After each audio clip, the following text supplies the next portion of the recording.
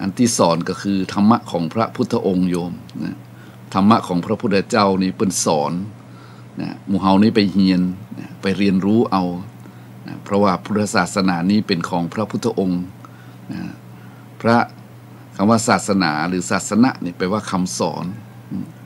นะหรือสิ่งที่ปฏิบัติตามแล้วเกิดความเจริญนี่เป็นว่าศาสนพิธีก็ได้นะศาสนธรรมคำสอนถ้าฉะนั้นเราก็ถือว่าพุทธศาสนานั้นนะผู้เป็นเจ้าของก็คือพระพุทธองค์นะพระพุทธเจ้าของเรานั้นทรงมีพระคุณอันประเสริฐมากมายนะมีอยู่3คุณใหญ่ๆเรียกว่า1นะวิสุทธิคุณ2พระมหากรุณาธิคุณพระมหากรุณาธิคุณ2นะพระวิสุทธิคุณและ3พระปัญญาธิคุณนะโยมเนาะที่ว่าพระมหากรุณาขึ้นก่อนนั้นเพราะอาตมาชอบในพระเมตตานะ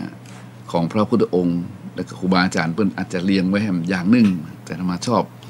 พระกรุณาธิคุณเพราะเราศึกษาพุทธประวัติก่อนจะเป็นพระพุทธเจ้านี่โหญาติโยมหลายนะเป็นแลกด้วยชีวิตนะแลกด้วยทุกสิ่งทุกอย่างที่เพิ่นมีนะอย่างในตำนานที่เพิ่นกล่าวไว้ตอนที่พระนางพิมพาจะได้ทูลลาพระนิพพานพระนางพิมพาก็ได้ขอสุมาก่อนนะสุมาคารวะขอยกโทษจากพระพุทธองค์คือกรรมวันขอพระพุทธองค์ทรงอดโทษคือ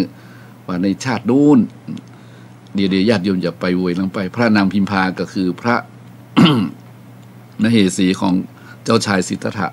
นะเมื่อยังบ่ได้ออกบวชเตื้อนะมันยังได้ออกบวชเตื้อ และก็เมื่อพระองค์ทรงตรัสรู้แล้วเนี่ยก็มาโปรดพระนางพิมพานะซึ่งเป็นพระมารดาของพระราหุลเนี่ยจนเข้าใจในธรรมตรัสรู้ธรรมตัวและก็ท่านก็ได้รับการยกย่องว่าพระนางพิมพานะได้รับการยกย่องว่าเป็นผู้เลิศในทางระลึกชาติได้เอตทัคคะในด้านระลึกชาติได้ยาวนานดังนั้นเมื่อวัฏฏะนี่มันสิ้นสุดละคือบำมุนวนแล้วเนี่ยก่อนที่พระนางพิมพานะซึ่งเป็นพระเถรีนะพระนางพิมพาเถรีจะได้ปรินิพพานก็ได้ทูลขอขมาพระพุทธองค์นะในครั้งโน้นนะซึ่งได้เกิดร่วมชาติกันนะเรื่องที่ประทับใจก็คือพระนางพิมพาได้เล่าและก็ได้ถวายพระพุทธองค์ไว้ท่ามกลางพระสงฆ์ภิกษุณีทั้งหลายว่าขอพระองค์จงได้ยกโทษให้ว่าครั้งกะโน้นนะครั้งกะโน้นพ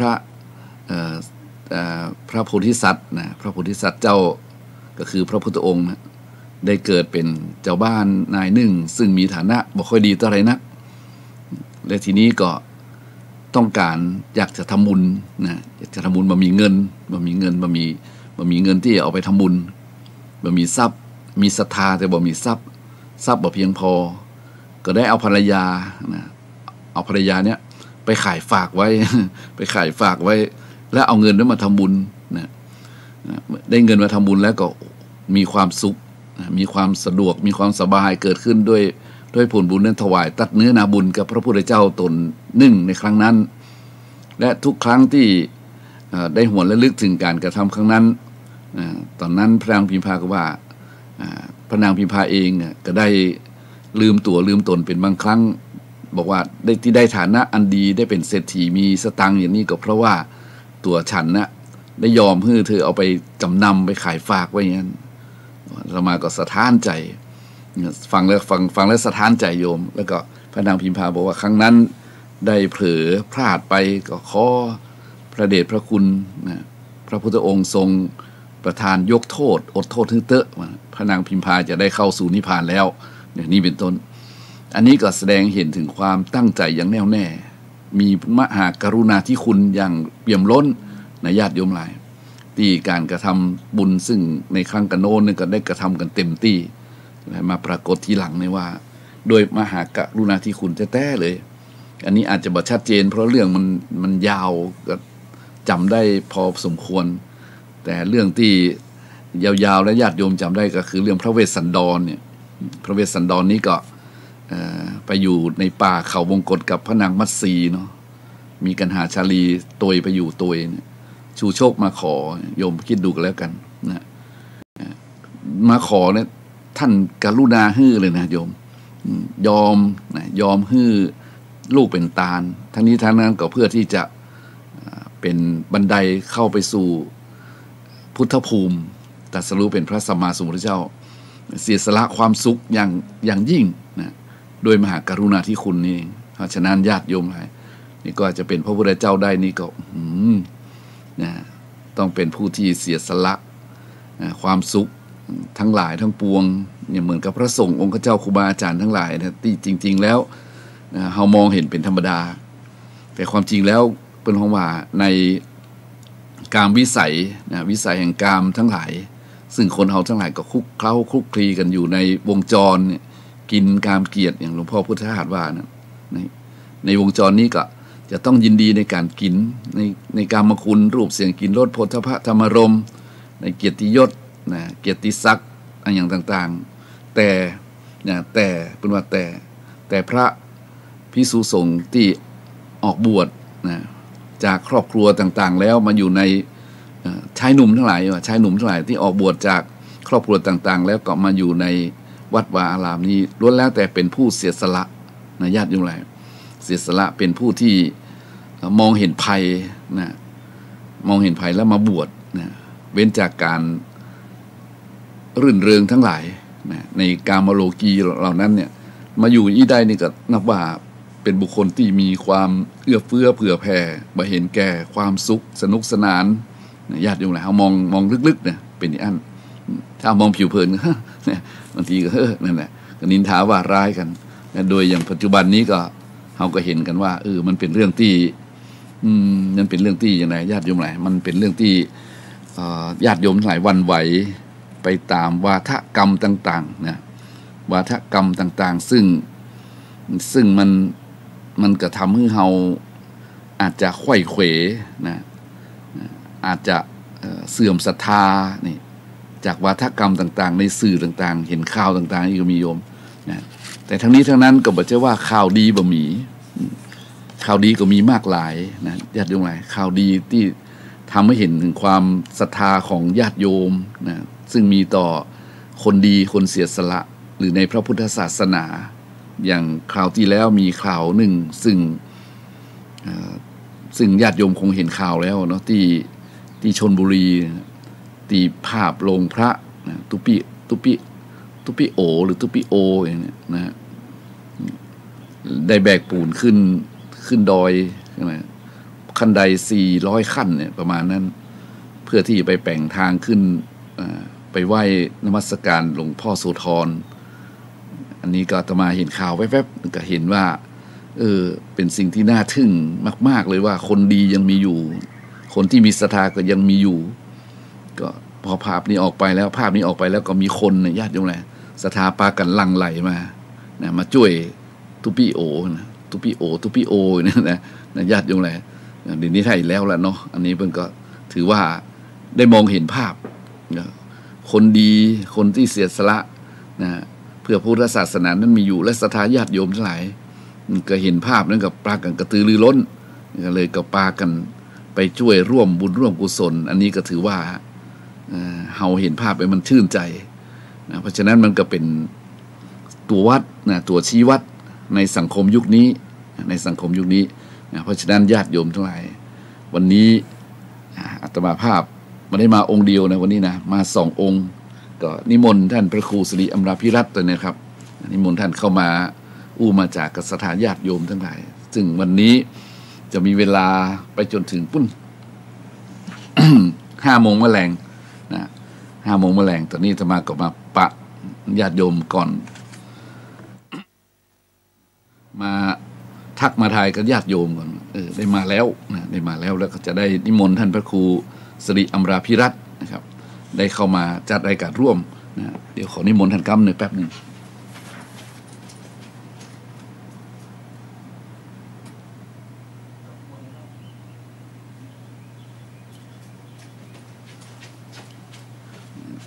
ซึ่งก็ท่านก็เป็นพระที่เรียกว่ามีความรู้มีความสามารถหลังจากที่ได้มาจัดรายการนี้บ่อยๆก็จะมีความคุ้นชินกับการนำเสนอนะวันนี้ท่านทั้งหลายจะได้พบกับท่านพระครูสิริอมราภิรัตน์หรือท่านอาจารย์มหาจำลองครูใหญ่สำนักเรียนหนังสือสำนักไหนครับวัดพระธาตุดอยสะเก็ดนะครับเนาะสมัย10 กว่าปีแล้วครับ10 กว่าปีนะครับเนาะ เพราะฉะนั้นความรู้เรื่องด้านปริยัติของท่านนั้นแน่นหนานะดังนั้นวันนี้นะก่อนที่อาตมาภาพจะได้มาสนทนาธรรมกันก่อนก็จะได้นิมนต์ท่านอาจารย์พระครูนะครับได้ปะกับญาติโยมวันนี้จะนำมาอย่างมาเสนอครับขออู้ไปเรื่อยเลยตามครับวันนี้ไปไหนมาครับเมื่อตอนนี้ก็มีงานถึงมาขวายไปตัวอาจารย์นั่นนะไปไหนครับไปเป็กตุเจ้าครับเป็กตุเจ้ากันครับไปเป็กคนบ้านไม่ใช่เป็กตุเจ้าเนาะครับเนาะไปบรรพชาไปอุสมบทด้วยครับเนาะเขาว่าเป็กนี่คงจะมาจากอุปสัมปทาเป็กขะนะครับเนาะครับมีความเห็นไปนะครับได้เป็กพระตุเจ้าในช่วงระยะ 2,561 พศอย่างเงี้ยครับเป็นมีความรู้สึกเลยครับมีความรู้สึกเลยครับนิมนต์ครับนิมนต์ความรู้สึกต่อคนที่บวชครับไม่ใช่ครับมองคนที่บวชตัวแล้วก็ได้เห็นคนที่บวชตัวครับมีความรู้สึกในฐานะที่ก็มีความรู้สึกหลายอย่างครับมองในแง่ของผู้ที่จะสืบทายาทสืบต่ออายุพุทธศาสนาก็ถือว่าเป็นนิมิตหมายที่ดีว่าเมื่อ มีคนศรัทธา อยากจะมาบวชเนี่ยนะมีตะกี้ท่านอาจารย์ได้พูดฟังว่า คนที่บวชเนี่ยอยากจะบวชอยากจะบวชมีเจตนาอยากจะบวชแต่ส่วนนักเนี่ยส่วนหลายเลยทีเดียวละบ่ค่อยมีเจตนาจะบวชนะบวชตามประเพณีจะนักกว่าพอถึงอายุ20 ปีนะก็จะบวชกันตามประเพณีบวชเดี๋ยวนี้มหาเถรสมาคมเพิ่นมีมติหรอว่าอยากบวชอยู่อย่างน้อยอย่าง15 วันเพราะว่านะ15 วัน30 วันนะครับนะเพิ่นบ่คือเสียเวลาในการบวชแล้วเนาะจะมีหลักสูตรย่อๆเพิ่นว่าประมาณเถรสมาคมเพิ่นประชุมมีมติกันแล้วว่ายกเว้นบวชหน้าไฟ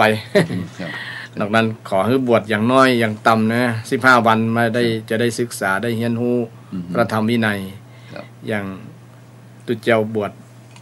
สมเด็จไปยกมันมานี่นะครับนะใหม่ๆนี่ก็เป็น ก็อนุโมทนากับท่านที่ท่านมีเจตนามีศรัทธาที่จะบวชเนาะมีความตั้งใจดีนะครับมีความรู้สึกดีนะครับเนาะรู้สึกดีครับเดี๋ยวตอนนี้นิมนต์ท่านพระครูเข้าสู่รายการนะครับเนี่ยในปะขญาติโยมทั้งหลายในวันนี้ขึ้นพระพุทธศาสนาชาติและสังคมวัดไฟอินทร์ 104.5 ครับตั้งแต่เวลานี้เป็นต้นไปนะครับได้ครับถึง 5 โมงแรงอูไปเรื่อยๆครับอูไปสบายๆมีนิทานมีธรรมะข้อพิจารณาอันใดเด็ดๆก็นิมนต์ครับนำเสนอได้เลยครับนิมนต์เลยครับขอเชิญญาติโยมฟังเด้อครับ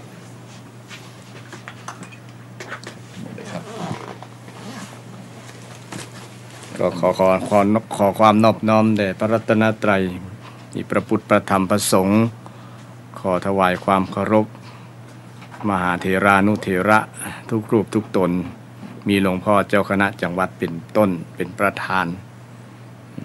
เจริญพรศรัทธาญาติโยมที่กำลังรับฟังรายการเสียงธรรมจากวัดป่าเศร้าน้อยวันนี้อาตมาก็ได้มาพบปะศรัทธาญาติโยมแห่งเช่นเคยวันนี้ก็มาขวายน้อยเพราะว่าอย่างที่ได้ศรัทธาได้ฟังก่อนหน้านี้ว่า มีกิจเกี่ยวกับกิจของสงฆ์ที่จะไปบวชไปทำการอุปสมบทพระใหม่กุลบุตรที่มีความตั้งจิตตั้งใจในการที่จะบวชก็เป็นสิ่งที่เป็นนิมิตหมายที่ดีว่ามีบุคคลที่มีศรัทธาในพุทธศาสนาอยากจะบวชมาศึกษาบวชด้วยเจตนาอย่างหลายอย่างก็ตามแต่ว่ามีศรัทธาแล้วก็ถือว่าเป็นต้นทุนที่ดีในการที่จะเข้าสู่เป็นพุทธศาสนิกชนที่ดีนะเป็น เป็นผู้ที่มีความตั้งใจนะในการที่จะบวชแล้วก็จะมาศึกษาพระธรรมคำสอนของพระสัมมาสัมพุทธเจ้า เพื่อให้เข้าใจแล้วจะได้นำ ได้นำคำสอนของพระพุทธเจ้านี้ได้ประยุกต์ใจเพราะว่าเอาในฐานะเป็นชาวพุทธนะอย่างน้อยที่สุดก็ครั้งหนึ่งในชีวิตที่เป็นปัจจัยนะก็จะต้องบวชนะตามประเพณีตามวัฒนธรรมที่เคยถือปฏิบัติกันมาบางคนก็บวชอย่างน้อยอายุ20 ปีนะถึงจะบวชเป็นตุเจ้าบวชเป็นพระสงฆ์ในพระพุทธศาสนาบางคนก็ติดงานช่วงอายุ20ก็25 30 40 50ก็ยังมีอันนี้แล้วแต่โอกาสของใครของมันที่ได้บวชในมาศึกษาใน ในพระพุทธศาสนาในพระธรรมคำสอนของพระสัมมาสัมพุทธเจ้าก็ถือว่าเป็นนิมิตหมายที่ดีที่ศรัทธาญาติโยมได้สนับสนุนส่งเสริมกุลบุตรให้มาศึกษาพระธรรมคำสอนซึ่งเป็นสิ่งหนึ่งที่เป็นปัจจัยสำคัญคือเป็นที่พึ่งเป็นหลักใจของเราก็จะต้องมาศึกษาในช่วงใดช่วงหนึ่งของเวลาที่เรามีโอกาสที่จะบวชได้ในฐานะที่เราเป็นชาวพุทธก็ต้องมาศึกษาพระธรรมคำสอนมาศึกษาพระวินัยมาศึกษาพระธรรมคำสอนของพระพุทธเจ้าว่าพระองค์นั้นสอนในอย่างพ้องเป็นประโยชน์เป็นสิ่งที่ดีกับตัวเฮาก็ประมาณนั้นก็พระธรรมคำสอนของพระสัมมาสัมพุทธเจ้าก็เป็นสิ่งที่ดีแน่นอนญาติโยมเพราะว่าพระองค์นั้นคำสอนของพระองค์นั้นเป็นคำสอนที่ทำให้พ้นจากทุกข์ได้นะทำให้ตัวเฮานี่พ้นจากทุกข์ได้เพราะว่าพระองค์นั้นได้ทุ่มเททุ่มทุกสิ่งทุกอย่างแม้แต่เสียสละชีวิตก็ยอมเพื่อที่จะได้บรรลุเป็นพระสัมมาสัมพุทธเจ้าเพื่อจะตรัสรู้ว่าธรรมพระธรรมที่จะนำพ้นทุกข์นั้นคืออย่างพระองค์ได้เสียสละได้ คนพบกับคำสอนคือพระธรรมที่เป็นสิ่งอันเป็นสิ่งที่ล้ำค่าที่หาประมาณที่จะประเมินประมาณบ่ได้ว่ามีคุณค่าแต่ใดนะซึ่งมันบ่จะขนานับ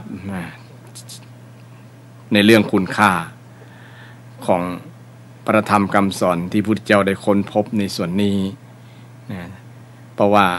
มันเป็นสูตรที่ทำให้คนพ้นทุกข์ได้แน่นอนไผจะ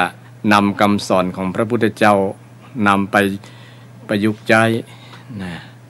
นำไปใช้กับชีวิตบางครั้งเขาก็นำคำสอนของพระพุทธเจ้าไปใช้กับชีวิตอยู่แล้วแต่ก็บ่ฮู้ว่าเฮาใจหลักธรรมคำสอนเปิ้นฮ้องว่าข้อนั้นฮ้องว่าจะได้แต่เฮาก็มีอยู่แล้วบางคนก็เป็นลักษณะนั้นในส่วนนี้ก็ต้องอนุโมทนากับญาติโยมที่นำคำสอนที่ยึดหลักคุณงามความดีที่เป็นพระธรรมคำสอนของพระพุทธเจ้าได้ไปประพฤติปฏิบัติเพื่อให้เกิดประโยชน์โสติผลกับชีวิตตัวเก่าอย่าง โยมที่บวชกุลบุตรที่บวชก็เป็นบุคคลคนหนึ่งที่จะได้นำพระธรรมคำสอนได้มาศึกษาพระธรรมคำสอนแล้วก็จะได้นำคำสอนหลังจากศึกษาลาเพศไปแล้ว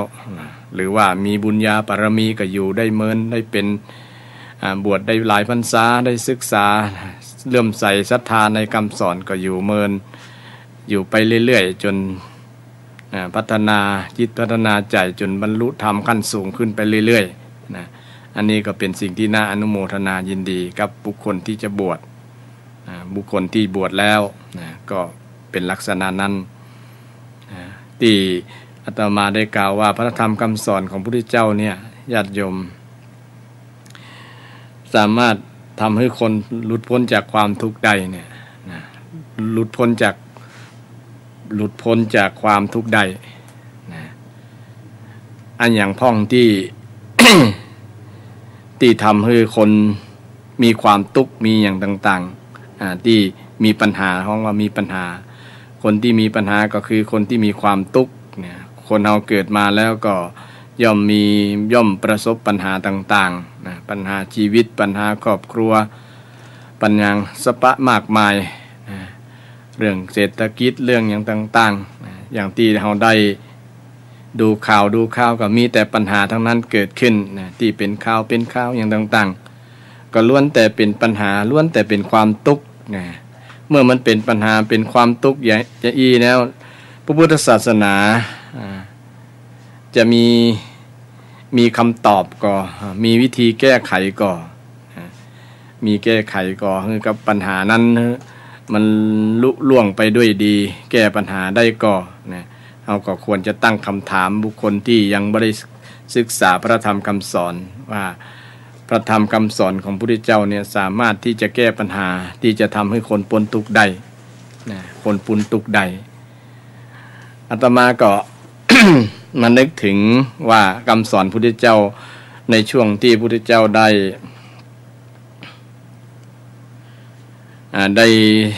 ให้โอวาทกับภิกษุทั้งหลายนะในวันมาฆบูชานะมาฆบูชาในปีนี้ก็จะเลื่อนไปแหมเดือนจะเป็นเดือน4นะเดือน4เดือน5เนาะเป็นเดือน5เป็นเดือนปกติเดือน3ก็จะเลื่อนไปเดือน4เดือน3ถ้าเป็นตั้งภาคเหนือเฮาก็เป็นเดือน5เดือน5ถ้ามีเดือนห้องว่าเดือนอธิกมาศก็จะเป็นเดือน6ในปีนี้ก็จะตรงกับเดือน6เพ็งวันมาฆก็จะตรง6เพ็งก็ประมาณเดือนถ้านับเดือนทางสุริยคติก็ประมาณเดือนปลายเดือนกุมภาหรือว่าต้นเดือนมีนาประมาณนั้นนะประมาณนั้นญาติโยมนะประมาณต้นเดือนมีนาก็จะตรงกับวันสำคัญทางพุทธศาสนาคือเป็นวันมาฆบูชาวันจาตุรงคสันนิบาตวันที่พระสงฆ์จำนวน1,000 กว่ารูปนะ 1,250 รูปได้มาประชุมกันครบองค์4ประการนะคือมาโดยบ่ได้นัดหมายพระสงฆ์เหล่านั้นเป็นพระอรหันต์วันนั้นเป็นวันเดือน6เพ็งเป็นวันเดือน5นะแต่ว่าปีนี้เดือน6เพ็งเป็นตรงกับเดือน5ตั้งเหนือเฮาเพราะว่าตั้งเหนือเฮานับเกินมา2เดือนนะเกินตั้งใต้เป็นเดือน3นะตั้งใต้หมายถึงว่าภาคกลางเป็นต้นไปก็จะนับเดือน3นะถ้าปีไหนมีอธิกมาศคือเดือน8 2 ครั้งหรือว่าตั้งเหนือเฮาเดือน10 2 ครั้ง2หนก็จะเลื่อนไปแหมเดือนนะอย่างวันวิสาขะก็เลื่อนไปแหมเดือนวันอาสาฬหะก็เลื่อนไปแหมเดือนนี่เป็นต้นเลื่อนไปเรื่อยๆนะเพราะว่าคือมันบาลานซ์กันระหว่างเดือนจันทรคติกับสุริยคตินะเพราะว่าเดือน เดือนทางจันทรคติมันไปโวยกว่านะเพราะว่ามันมี29 วันพ่อง30 วันพ่องแต่วันทางสุริยคตินี่มันมี31นะมีคมเนี่ยมกราคมนะมีนาคมนะอย่างคมหลายคม6 7คมอะไรญาติโยมนะถึงธันวาคมมันมี31 วันก็เลยเกินกัน1 ปีก็มี365 วันแต่ถ้าทางเดือนของจันทคติมันก็มีบ่ถึง360นะเพราะว่าบางเดือนมันก็มีแค่29ก็มีนะเพราะว่ามันดับ14ค่ำนะ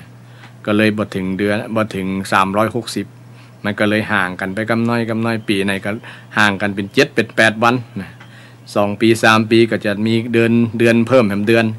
มันตันกันมันพอดีกันมันจะนับบาลานซ์กันอันนี้ก็เป็นเรื่องของวันเวลาอู้เรื่องเดือนให้สถาบันผู้บางท่านโดยเฉพาะเยาวชนเพิ่นบอกเข้าใจนะเพิ่นบอกฮู้เรื่องเดือนนี้นะงงอาจจะงงฉะนั้น เมื่อถึงวันสำคัญทางพุทธศาสนาคือเป็นเดือนที่ห้องว่าเป็นเดือนแห่งความฮักเช่นเดียวกัน ในต่างศาสนาอื่นเพิ่นจะมีวันวาเลนไทน์วันแห่งความรักนะแต่ทางพุทธศาสนาก็เป็นวันแห่งความรักเช่นเดียวกันญาติโยมเพราะว่าพุทธเจ้าได้ประทานโอวาทก็ถือว่าเป็นความเมตตาความกรุณานะมหากรุณาธิคุณของพระองค์ได้สอนให้ภิกษุทั้งหลายได้นำหลักธรรมคำสอนเนี่ยไปปฏิบัติมีทั้งอุดมการณ์มีทั้งหลักการมีทั้งวิธีการนะในคำสอนโอวาทโอวาทปาติโมกข์ที่พุทธเจ้าได้สอนกับภิกษุตั้ง 1,250 รูปในวันมาฆะเนี่ยในวันจตุรงคสันนิบาตในวันนั้นพระองค์ก็ได้สอนให้มีเกี่ยวกับคำสอนที่เป็น ที่เป็นหลักการนะหลักการก็คือสัพพปะปัสสะอาการนังกุสรสูปสัมปทามันเป็นภาษาบาลีญาติโยมเนาะสัพพปะปัสสะอาการนังกุสรสูปสัมปทาสัจจิตตปริโยทัปปนังเอตังพุทธานาสาสนังนี้ซึ่งแปลเป็นภาษาไทยว่าการเว้นการบ่ทำบาปทั้งหมดอันข้อหนึ่งการทำกุศลกุศลสูปสัมปทาในการยังกุศลให้ถึงพร้อมหรือว่าทำความดีให้พร้อมเพียบพร้อมด้วยความดีข้อที่สามก็ว่าทำจิตใจให้หมดจดให้บริสุทธิ์อันนี้เป็นหลักการที่พุทธเจ้าได้สอนไว้บางผู้บางท่านก็ว่าเป็นหัวใจของพุทธศาสนาที่พุทธเจ้าได้สอนโอวาทให้กับภิกษุหลักการใหญ่ๆหลักการแล้วก็มีอุดมการณ์ที่ว่าขันติปรมังตโปตีติขานิพพานังวัฏันติพุทธาอันนี้เป็นต้นซึ่งก็เป็นหลักการเป็นอุดมการณ์ในพระพุทธศาสนาก็มีอุดมการณ์คือมีเป้าหมายของชีวิตเป้าหมายชีวิตของคนเราก็คือมีขันติปรมังตโปติติขานิพพานังมีขันติมีนิพพานมีนิพพานเหล่านี้เป็นอุดมการณ์ในหลักคำสอนทางพุทธศาสนาเป็นเป้าหมายชีวิตคนที่บวชมาแล้วก็ต้องพยายามตั้งอกตั้งใจที่จะให้บรรลุถึงอุดมการณ์ให้ได้เป้าหมายของชีวิตให้ได้คือต้องเป็นคนที่มีความอดทนสูงสุดเป็นคนอดทนอดกลั้นมีตบะบำเพ็ญเพียรเป็นตบะบำเพ็ญเพียรขันติปรมังตโปตีติขาความอดทนความอดกลั้นนี้ก็ถือว่าเป็นอุดมการณ์ในหลักพุทธศาสนาใครที่มีความอดทนสูงคนนั้นก็จะบรรลุได้แม้แต่คนชาวบ้านชาวอย่างก็ต้องใช้ความอดทนทั้งนั้นถือว่าเป็นอุดมการณ์ดีที่สุดก็คือนิพพานนิพพานก็คือสภาวะที่จิตเป็นอิสระจากกิเลสหลุดพ้นจากกิเลสได้คือโลภโกรธหลงภัยจิตใจภัยที่พ้นจากโลภโกรธหลงได้คนนั้นก็ใกล้จะถึงเป้าหมายของชีวิตก็จะมีความสุขที่พระพุทธองค์ได้สอนหลักการไว้เนี่ยมาพิจารณาดูแล้วญาติโยมลองไตร่ตรองดูว่าคำสอนที่พุทธเจ้าเป็นได้ถึงห้ามบ่ให้ทำบาปทั้งหมดการว่าบ่ให้ทำบาปทั้งหมดนี่บาปทั้งหมดคืออย่างพ่องคืออย่างไอ้บาปนี่คืออย่างบาปบาปจริงๆก็เป็นสภาพที่ทำจิตใจมันเศร้ามันมองมันขุ่นมันมัวคือทำให้ชีวิตของเรามันบ่มีความสุขนั่นเองมันเป็นผลเสียต่อการดำเนินชีวิตคือทำให้เกิดทุกข์นั่นเองสาเหตุที่พระพุทธเจ้าบ่ให้ทำบาปสรุปก็คือบ่ให้มันจะเป็นเหตุทำให้เกิดความทุกข์อันนี้สรุปง่ายๆถ้าใครถามว่าเป็นได้ถึงห้ามทำบาปหรือว่าบ่ให้ทำบาปอาการนังแปลว่าการบ่ให้ทำสัพพปาปัสสะอาการนังนี่คือบอกให้ทำสัพพปาปัสสะแปลว่าบ่ให้ทำบาปทั้งหมดเลยทั้งหมดสัพพะทั้งหมดบาปทั้งหมด บาปทั้งหมดมันมีอย่างบงบาปเข้ากับมาพิจารณาว่าบาปที่เป็นบาปที่จะทำให้เกิดทุกข์เนี่ยมีในอกุศลกรรมบท10ประการอกุศลบทคือสิ่งที่บ่เป็นความดีความงามเนี่ยมี10อย่างกายกรรมคือการกระทำทางกายมี3ประการศรัทธาญาติโยมไผทำลงไปก็คือว่าได้รับความทุกข์แน่นอนมีอย่างพ้อง3อย่างกายกรรม3วจีกรรม4มโนกรรม3ที่ศรัทธาญาติโยมได้ยินบ่อยๆนะอกุศลกรรมบท10นี่แหละคือบาปนะเปิ้นบ่คือทำบาปเพราะว่ามันจะเป็นเหตุนำมาซึ่งความทุกข์นะทำให้เกิดปัญหาที่มือเกิดทุกข์ข้อแรกที่ว่าปานาติปาตาเนี่ยเปิ้นบ่คือทำการฆ่ากันการทำร้ายกัน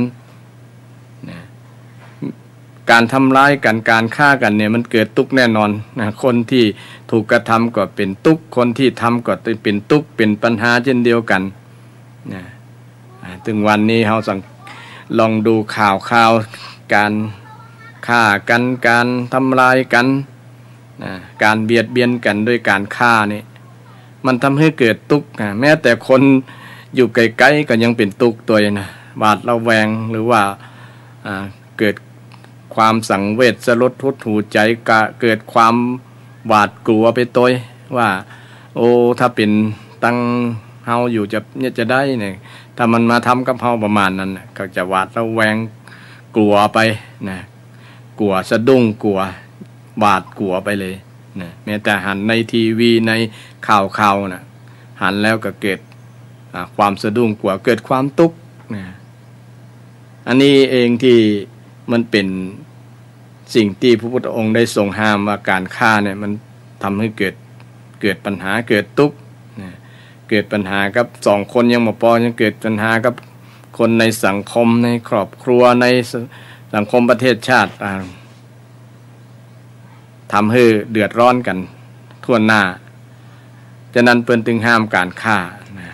การฆ่าโดยเฉพาะการฆ่ามนุษย์การฆ่าคนนะเป็นบาปใหญ่แต่การฆ่าอื่นๆก็เป็นบาปรองลงไปเรื่อยๆนะซึ่งการฆ่าสัตว์ที่มีคุณสัตว์เล็กสัตว์น้อยก็มีบาปตามสิ่งที่สัตว์ที่มีคุณนั้นๆนะถ้าบ่มีคุณก็บาปน้อยบ่มีหรือบ่มีบาปเลยประมาณนั้นนะจะบาปก็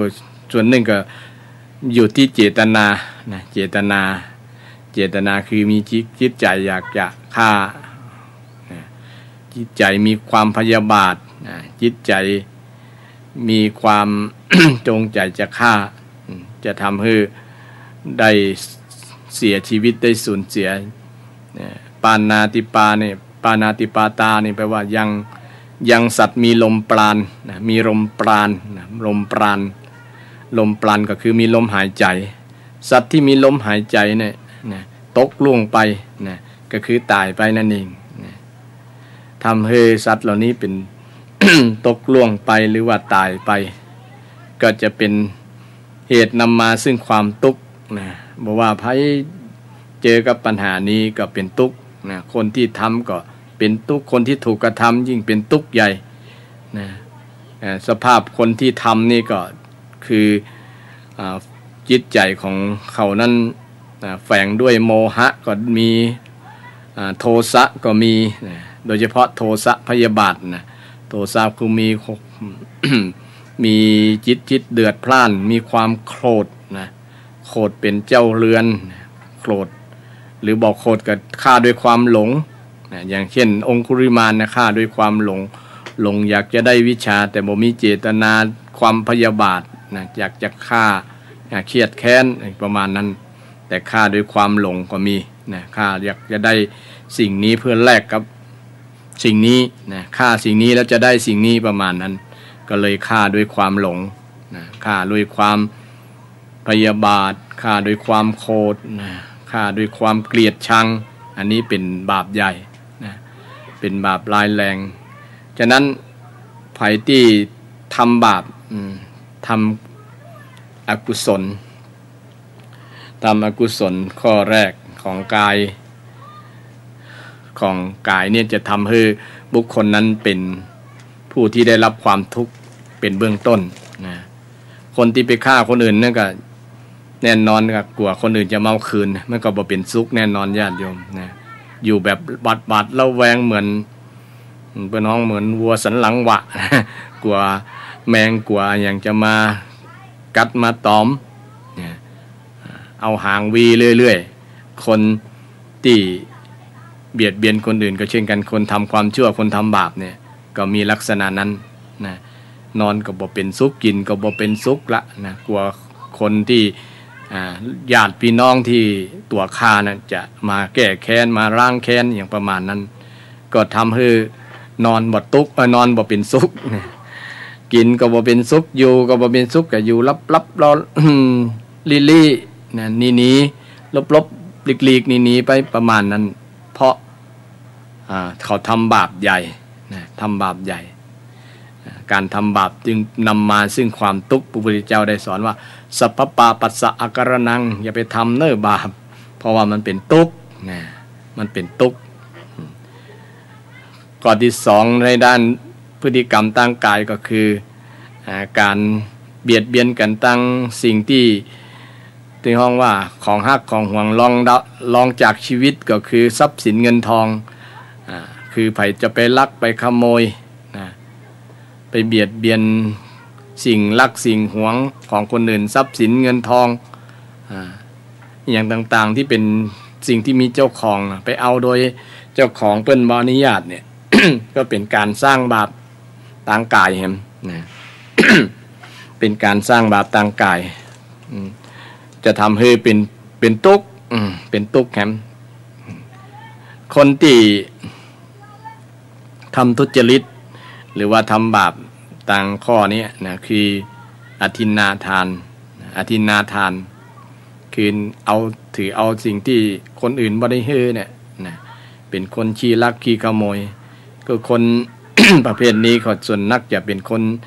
บ่ทำมาหากินนะไปชอบเอาแบบวิธีลัดนะไปเอาของคนอื่นนะไปเอาทรัพย์สินของคนอื่นมาเป็นของตัวแล้วบ่นึกถึงจิตใจของคนอื่นมันก็เลยทำให้เกิดปัญหานะเดี๋ยวนี้ก็แม้แต่มีตู้เซฟมีอย่างกั้นไว้แล้วก็คนที่จะเอามันก็ตึงป้องกันยากลำบากก็เคยมีข่าวว่ามีหมู่ทำโจรกรรมลงทุนขุด ขุดแผ่นดินขุดเป็นถ้ำไปโผล่ที่ธนาคารแห่งหนึ่ง ในประเทศบราซิลนะถ้าจำไม่ผิดนะลงทุนเอาไปขุดอุโมงค์นะแล้วก็ใจเครื่องเจาะที่ตัดที่มันเป็นที่ตู้เซฟตู้เก็บเงินนะเงินนั้นก็ถ้าเอาไปได้ก็เป็นหลายเป็นหมื่นล้านทีเดียวแต่ว่าตำรวจหูแก้วก่อนเนี่ยเขาลงทุนขนาดนั้นนะเป็นตู้ตัวกว่าจะขุดอุโมงค์ไปถึงใจเวลาเมินแล้วก็ใจ พลังสติปัญญาที่ความสติปัญญาด้านบดีนะ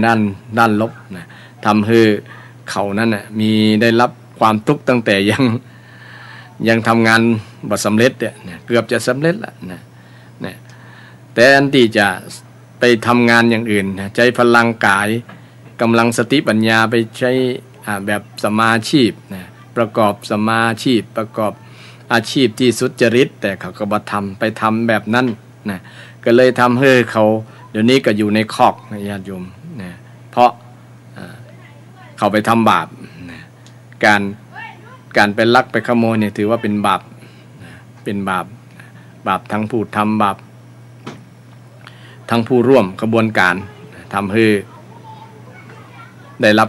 ความทุกข์ได้รับความทุกข์เกิดปัญหาต่างๆตัวมาเพราะว่าเขาอาจจะหลงผิดคิดว่ามันจะง่ายทำแบบ แบบว่าเอาอย่างง่ายๆมันต้องลงทุนนักเนี่ยประมาณนั้นนะทำให้เกิดปัญหาตัวมา อันนี้ก็เป็นสิ่งหนึ่งนะที่พุทธเจ้าได้ตรัสไว้ว่าการทำบาปชนิดนี้ก็เป็นเหตุนำมาซึ่งความทุกข์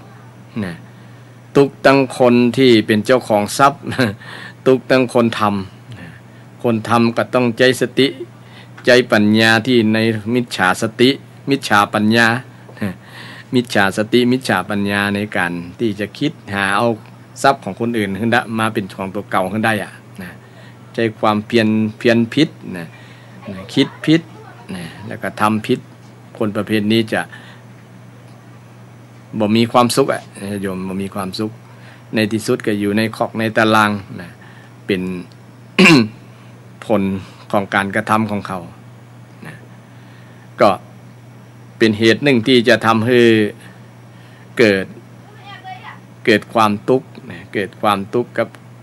การดำเนินชีวิตนะการดำเนินชีวิตเพิ่นพุทธเจ้าได้ถึงห้ามนะแม้แต่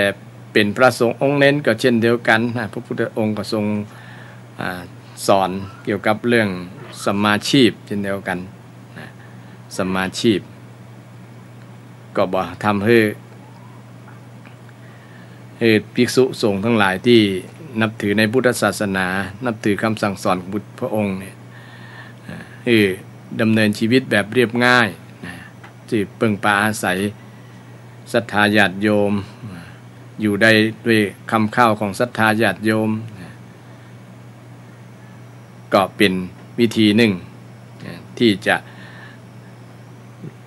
หลีกเว้นจากมิจฉาชีพมิจฉาชีพซึ่งก็การกระทำทางกายในด้านอทินนาทานเนี่ยก็เป็นปัญหาสำคัญอย่างสังคมปัจจุบันเนี่ยก็มีข่าวเกี่ยวกับเรื่องเนี้ยเรื่องทุจริตคอร์รัปชันการได้มาที่บ่ถูกบ่ต้องเนี่ยมันก็มีข่าวให้เราได้รับทราบบ่อยๆเป็นประจำก็เป็นปัญหาเกิดขึ้นเป็นความทุกข์เกิดขึ้นกับคนทำและผู้ที่ถูกกระทำญาติโยมอันข้อต่อมาก็ถ้าไผไปทำเห็นก็เป็นปัญหาเป็นทุกข์เช่นเดียวกันเช่นการละเมิดคู่ครองซึ่งกันและกันเกี่ยวกับเรื่องพฤติกรรมต่างเพศนะพฤติกรรมทางเพศนะที่มีความมากในเรื่องกามเพศกามารมณ์ทำให้ เล่นจู้สู่ชายกันนะบุคคลที่มีเจ้าของก็มีปัญหามีความทุกข์นะเช่นคนที่มีเจ้าของมีครอบมีครัวอยู่แล้วก็ไปเป็นจู้กับเพิ่นเป็นหยังกับเพิ่นเนี่ยก็ทำให้ครอบครัวเพิ่นได้รับความเดือดร้อนนะครอบครัวเพิ่นก็จะแตกแยกกันนะตั้งครอบครัวคนที่ทำก็จะแตกแยกตัวคืออาจจะทำให้คนที่เป็นเจ้าของอยู่แล้วทางภรรยาทางสามีเป็นต้นก็จะทำให้เกิดการทะเลาะวิวาทการบาดหมางกันการแย่งชิงกันทำให้เป็นปัญหาหลากหลายทำให้เป็นทุกข์ทำให้เป็นทุกข์ส่วนหนึ่งนะปัญหาสังคมที่ทำให้เกิด ที่เราได้เห็นอยู่เป็นบ่อยๆเป็นประจำนี่ก็ทำให้ส่วนหนึ่งก็มาจากปัญหาเกี่ยวกับเรื่องครอบครัวเรื่องกามารมณ์เรื่องกามารมณ์ที่พ่อบ้านแม่บ้านที่มีครอบครัวอยู่แล้วก็มีปัจจัยให้กับคนอื่นลักษณะนี้เป็นลักษณะที่ทำให้เกิดทุกข์เกิดปัญหาแน่นอนพอทำให้เกิดความสุขแต่ทำให้เกิดความทุกข์เกิดปัญหากับตัวยังพอเกิดปัญหากับลูกกับเต้ากับหลานกับครอบครัวกับสังคมมันพลานให้ทำให้ เป็นปัญหาอย่างอื่นตัวมานักหลาย ฉะนั้นการกระทำประพฤติทางกาเมสุมิจฉาจารเนี่ยนะก็จะทำให้เป็นปัญหาเป็นความทุกข์ภัยบ่เชื่อก็ลองทำดูดังที่กล่าวมาการกระทำทางกายกายกรรม3อย่างเนี่ยที่เป็นอกุศลที่เป็นอกุศลเป็นความบ่ดีที่พุทธเจ้าได้ตัดสอนไว้เนี่ยมันเป็นสิ่งที่ทำให้เกิดปัญหาเป็นทุกข์สัพพปาปัสสะอาการนังเนี่ยเพิ่นจึงห้ามว่าบอกทำมันจะเป็นทุกข์มันจะเป็นทุกข์การประพฤติทางวาจาก็เช่นเดียวกันก็เป็นทุกข์เป็นปัญหาถ้าเฮาบ่ละเว้นอกุศลกรรมบทอกุศล วจีทุจริต4เนี่ยเว้นทุจริต4วจีทุจริต4กรรมกรรมจาเนี่ยมี4อย่างที่ทำไปแล้วเป็นบาปข้อแรกก็คือมุสาวาทภัยที่เป็นคนที่ขี้หลอกลวง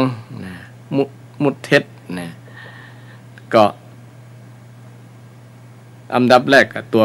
คนที่จุนั่นแหละเป็นทำให้ตัวเก่ามีปัญหาสั่งสมนิสัยที่จุคนอื่นเป็นหลอกลวงคนอื่นมันก็พ่วงมาจากข้ออธินาทานนะมันก็รวมกันอยู่ด้วยบางเตื้อไปจุเอาเงินเอาทองคนจุเอาผลประโยชน์คนอื่นไปปิดบังความจริงอย่างบางอย่างเพื่อบอกคือความจริงบางอย่างเปิดเผยเพื่อที่ผลประโยชน์บางอย่างของตัวเก่าที่มีอยู่นั้นเพื่อปิดบังผลประโยชน์ทำให้เสื่อมเสียผลประโยชน์ส่วนรวมอย่างเป็นต้นอันก็มีหลายทำการกระทำทางวาจากรรมกรรมจาเนี่ยทำให้เป็นปัญหากรรมกรรมจานี่มันบ่มีตัวมีตนแต่ว่ามันมีผลต่อผู้ฟังโดยเฉพาะผู้ฟังแล้วเชื่อก็ปฏิบัติไปยิ่งปัจจุบันนี้มีการโฆษณาชวนเชื่ออย่างต่างๆเนี่ยก็บางครั้งบางอย่างก็มีลักษณะที่เข้าข่ายเป็นการมุสาหรือว่าจุกันนะจุกันหลอกขายอย่างพ่องประมาณนั้นนะบางคนก็เสียเงินเสียทองเสียหลายอย่างไม่ใช่ก็เสียเงินเสียทองเสียใจเสียความรู้สึกเสียอย่างต่างๆเสียเหลี่ยมเสียใจเสียน้ำตาก็เพราะว่าไปหลงเชื่อกรรมโฆษณาบางอย่างก็มีหลายมันก็เป็นปัญหาเพราะว่ามาจากกรรมจาโฆษณาชวนเชื่อต่างๆบางครั้งมันเกินมันบ่ถูกมันผิดนะมันเจตนาหลอกลวงกับเธอทำให้เป็นผลเสียกับคนที่เชื่อไปแล้วก็เป็นผลกระทบทางด้านจิตใจกับคนที่ท่านแรงเองที่เขาบอกหูตัวเขาว่าการกระทำแบบนั้นมันเป็นอกุศลเป็นอกุศลคือบ่ฉลาดถ้าคนฉลาดจะบ่ทำแบบนั้นแต่คนส่วนหนึ่งเข้าใจว่าการหลอกลวงคนได้เนี่ยถือว่าเป็นคนฉลาดนี่ก็มีความรู้สึกค่านิยมแบบนี้ก็มีเหมือนกันแต่มันจะเป็นการสั่งสมนิสัยการสั่งสมนิสัยที่มันแก้ยากทีเดียวเป็นสันดานเป็นอย่างต่างๆที่มันฝังอยู่ในจิตในใจของบุคคลที่นั่นน่ะมันเกยนิสัยไปน่ะมันก็จะต่อไปกับมันหมดค่าหมดราคากับคนที่ชอบจุคนนั้นเท็จคู่บ่มีความจริงหลอกลวงเนี่ยมันจะเสียเครดิตเสียรักความเชื่อของคนอื่นในที่สุดก็บ่มีไผเชื่อได้นะอย่างกรณีที่เฮาเล่านิทานเรื่องเด็กเลี้ยงแกะนั่นน่ะเด็กเลี้ยงแกะในที่สุดคนเด็กเลี้ยงแกะเนี่ยจุ ครั้งแรกก็ม่วนอยู่คนจุนะแต่ตัวไปแล้วเขาก็ฮู้นิสัยว่าเป็นคนที่จุหลอกลวงเมื่อมันเกิดจริงๆแล้วเกิดผลจริงๆเกิดเหตุการณ์จริงๆแล้วก็ แทนที่จะมาขอความช่วยเหลือเขาก็บ่เชื่อแล้วคำนี้นะอันนี้ฉันใดก็ฉันนั้นนะบุคคลที่จุคนอื่นก็จุบางครั้งมีคนฉลาดตันเนี่ยนะคนฉลาดตันนะยิ่งการไปจุอย่างในนี้ก็ผิดกฎหมายผิดอย่างหลายอย่างก็จะเป็นผลให้คนจุนั่นนะได้รับผลแห่งการกระทำของเขาแต่อย่างน้อยก็มันเป็นการสั่งสมนิสัยที่บดีมันเป็นสั่งสมบาปนั่นเนี่ยนะเพราะว่าการกำกำจามันก็มาส่อถึงจิตใจของบุคคลนั้นตัวนะสั่งสมความบดีไว้ในตัวไว้ในใจก็ทำให้เป็นผลเสียกับบุคคลนั้นนะฉะนั้นพุทธเจ้าถึงบอกการมุสาวาทนี้เป็นอกุศลนะเป็นบาปไผ่ทำก็คนนั้นก็ได้รับผลนะแน่นอนนะเราบ่ต้องไปบังคับให้การกระทำนั้นจะให้ผลกับคนนั้นแต่มันบุคคลที่นั้นได้เองได้รับผลเองนะได้รับผลเองแน่นอนนะเพราะกรรมกรรมจาที่เป็นบาปเป็นมุสาวาทกรรมกรรมจาอันข้อที่สองก็คือปิสุนาวาทนะปิสุนาวาจาก็เป็นกรรมที่ส่อเสียดนะกรรมที่ส่อเสียดคือทำให้คนทั้งสองฝ่ายแตกสามัคคีกันนะเป็นคนที่ก็คล้ายๆกับนกสองหัวนะว่าไปหาคนนี้ก็ว่ายังนะไปหาคนนั้นก็ว่ายังนะหรือว่าจุให้คนทั้งสองฝ่ายพิษหัวกันแตกสามัคคีกันประมาณนั้นทำให้เกิดความเดือดร้อนนะเกิดความเดือดร้อนก็มีนักมีหลายเช่นเดียวกันบุคคลประเภทที่ ลักษณะที่ปิสุนาวาทนะกรรมกรรมจาที่ไปยุยงให้คนทรงสองฝ่ายแตกกันนะบอกเข้าใจผิดกันนะคนที่เข้าใจผิดกันนี้เป็นการสร้างบาปอย่างหนึ่งนะเป็นการสร้างบาปอย่างหนึ่งเกิดมาจากกรรมกรรมจาบุคคลที่ปิสุนาวาทนะปิสุนาวาจาทำให้คนแตกกันแล้วเขาก็จะได้รับผลของการกระทำนะการกระทำของกรรมที่เขาไปนะพูดไปทำให้บุคคลที่พูดไปนั้นเกิดผลเสียเกิดทุกข์แน่นอนญาติโยมนะถ้าอยากจะพิสูจน์ก็ลองพิสูจน์ดูว่าไผมีกรรมลักษณะแบบนี้เนี่ยเขาจะได้รับทุกข์เขาก็สังเกตดูได้นะแล้วชีวิตของบุคคลคนนี้จะหาความสุขยากนะเพราะว่ากรรมแสหาแต่เรื่องนะประมาณนั้นนะอยู่ดีบ่ดีก็ทำให้คนพิษหัวกันประมาณนั้นนะก็เป็นบาปญาติโยมเป็นบาปเพราะนั้นพุทธเจ้าถึงได้ให้เว้นจากสิ่งเหล่านี้นะเว้นบ่ให้ทำนะกรรมที่ทำให้คนแตกสามัคคีกันกรรมข้อที่สามก็คือพรุสวาทนะพรุสวาทนี่ก็คือกรรมที่หยาบคายนะกรรมที่หยาบคายเป็นกรรมที่บ่เพราะบ่สุภาพนะเป็นคำที่บ่ไพเราะบ่เป็นปิยวาจาบ่ม่วนนะกรรมที่ฟังแล้วมันบ่รื่นหูนะบางครั้งนี้มีทั้งสรรพสัตว์ต่างๆที่อยู่ในกรรมนะเช่นผัวเมียบางกู้เนี่ยนะกันบ่ม่วนนะแทนที่จะกัน พ่อแม่อย่างประมาณนั้นนะพี่น้องอย่างประมาณนั้นขาก็บ่มีนะเป็นกรรมที่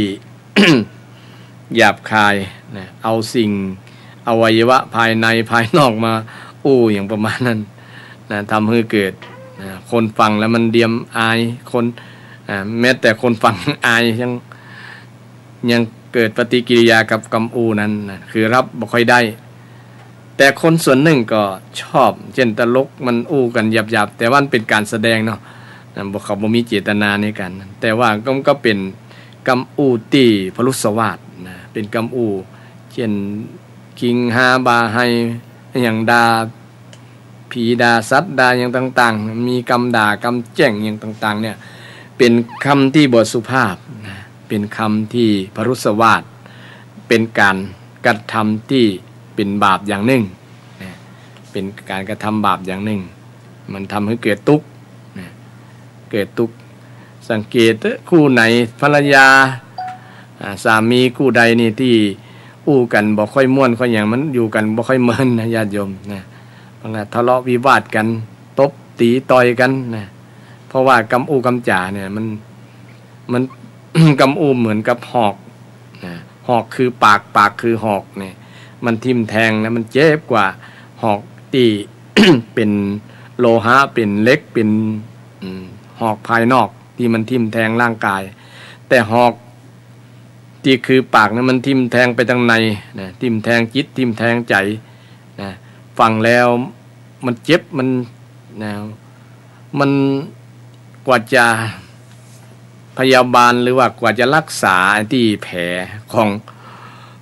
องกำอู้ที่เป็นหอกมันทิ่มมันแทงจิตใจเนี่ยนะกว่าแผลนั้นจะหายนี่ยากนะญาติโยมบางทีมันค้ำอยู่พันแล้วนะนึกถึงเมื่อใดก็เจ็บใจเมื่อนั้นเนี่ยมันเป็นกำอู้ที่มันไผ่บ่ถูกแล้วบ่ถูกนั่นแล้วนะก็เป็นเรื่องที่ลองพิสูจน์ดูนะว่ากรรมอูกรรมจ่านี่มันเป็นผลทำให้เกิดทุกข์ก่อนนะกรรมอูกรรมจ่าโดยเฉพาะกรรมอูที่หยาบคายบ่ม่วนหูเป็นกรรมอูที่บ่ไพเราะโดยเฉพาะกรรมอูที่เป็นกรรมอูที่ไพเราะเพราะพิงนี่เป็นกรรมอูของคนชาวล้านนาเฮาญาติโยมนะเฮาจะมีการกำอูกำจ่าไพเราะสำเนียงหวานหูฟังแล้วมันรื่นหูมันสบายฟังแล้วมันม่วนอกม่วนใจแต่กำอูบางคนที่เป็นปรุสวาทเนี่ยมันฟังแล้วมันทิ่มแทงเนี่ยมันทิ่มแทงจิตทิ่มแทงใจมันเป็นอาวุธชนิดหนึ่งเนี่ยกำอูมันเป็นกำอูที่เป็นปรุสวาทมันเป็น เป็นอาวุธที่ทิ่มแทงจิตใจแล้วทำให้คนฟังบ่สบายใจและก็เป็นผลกระทบกับคนอูมันเป็นการสั่งสมนิสัยที่ใจกำอูที่เป็นพรุสวาทเป็นนิสัยที่ทำให้เกิดปัญหาบอกว่าไปทางใดวงก็แตก เพราะว่าพรุสวาทกำอูพรุสวาทอยู่กับไผก็ทำให้วงแตกที่นั่นกำลังกินข้าวกันล้ำๆก็ไปเจอคนนี้อู้พรุสวาทขึ้นก็วงแตกกินข้าวกับบ่ลำ สมาคมใดก็บ่ต้องการเพราะว่าคนที่กล่าวกำอูที่พรุสวาทอันนี้เป็นกำอูข้อที่3กำอูข้อที่4ข้อสุดท้ายก็คือสัมภปลาปะเนี่ยนะสัมภปลาปซึ่ง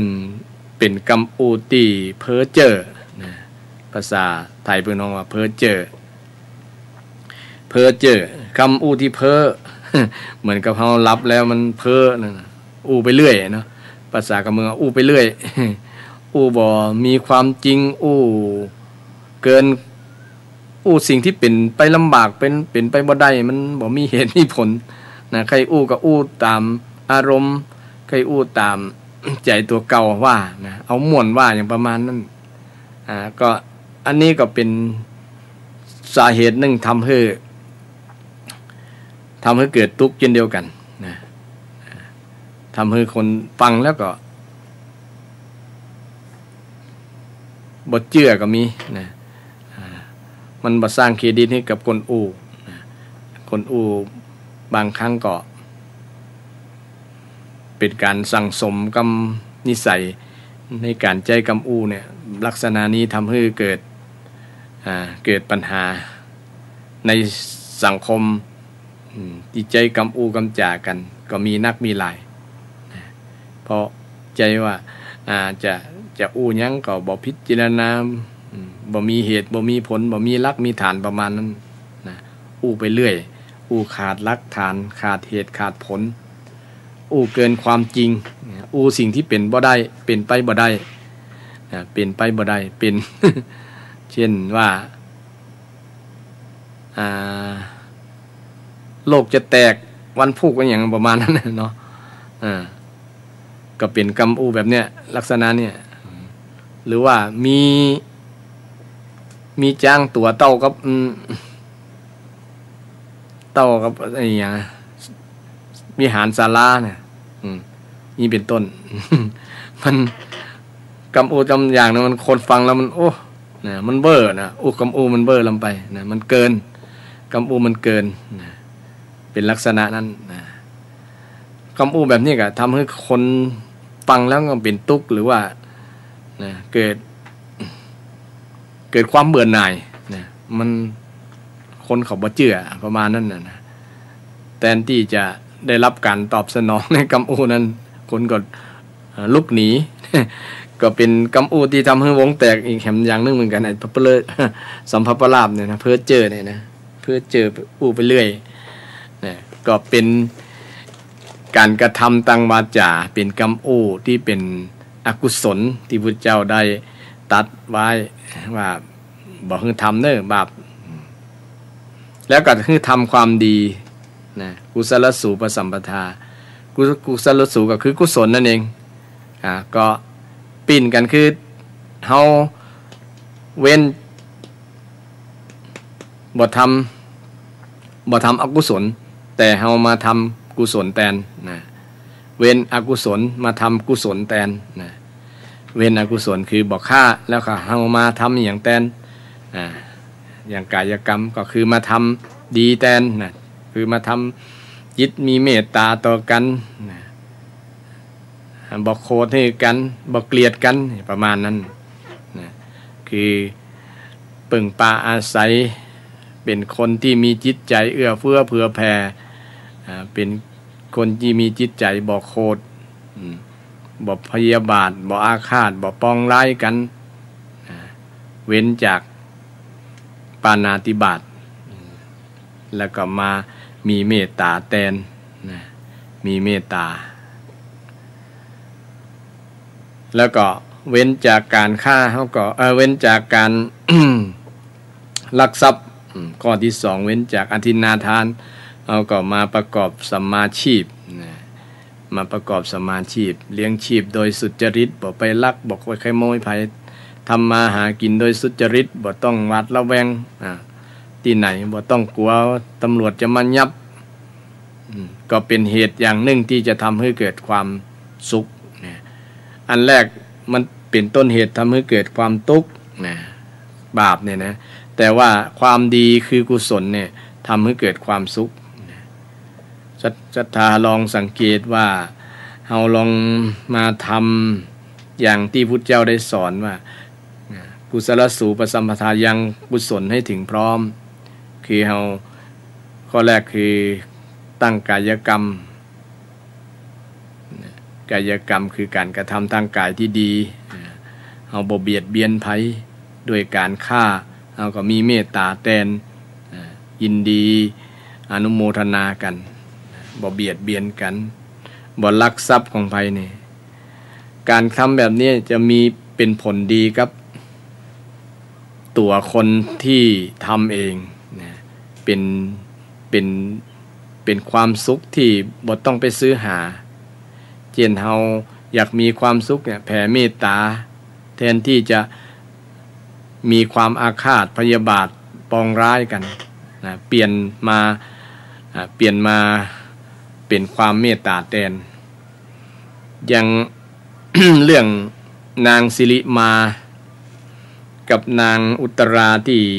ท่านอาจารย์พระครูประภัตได้ปุตที่แล้วก่อนปุ้นนะสัก2 ปุตมาแล้ว 2-3 ปุตมาแล้วเนาะที่นางอุตราที่นางสิริมาเนี่ยอิจฉาลงตัวเก่าว่าบ่ฮู้ตัวเก่าว่าเป็นนางสนมคอยมาปรนเปรอปรนนิบัติสามีของนางอุตราก็เลยโกรธคือเรื่องของเรื่องคือนางอุตราเนี่ยจ้างนางสิริมาเนี่ย10,000นางอุตราสุมาพยาธิโยม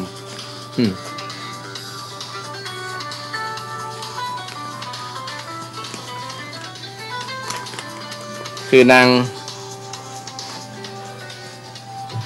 างอุตรานี่จ้างนางสิริมาแทน15,000 บาท15,000กหาปณะนะคือจ้างมาทำหน้าที่แทนตัวเก่า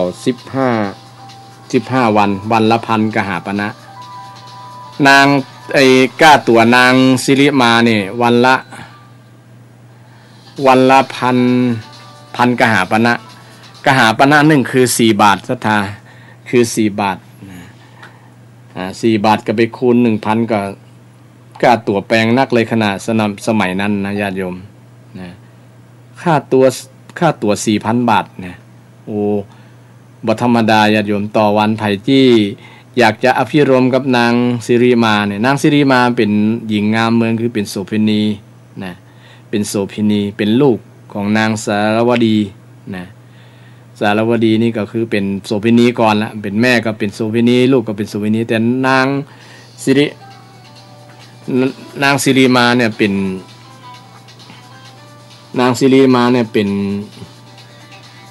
ป็นคนที่มี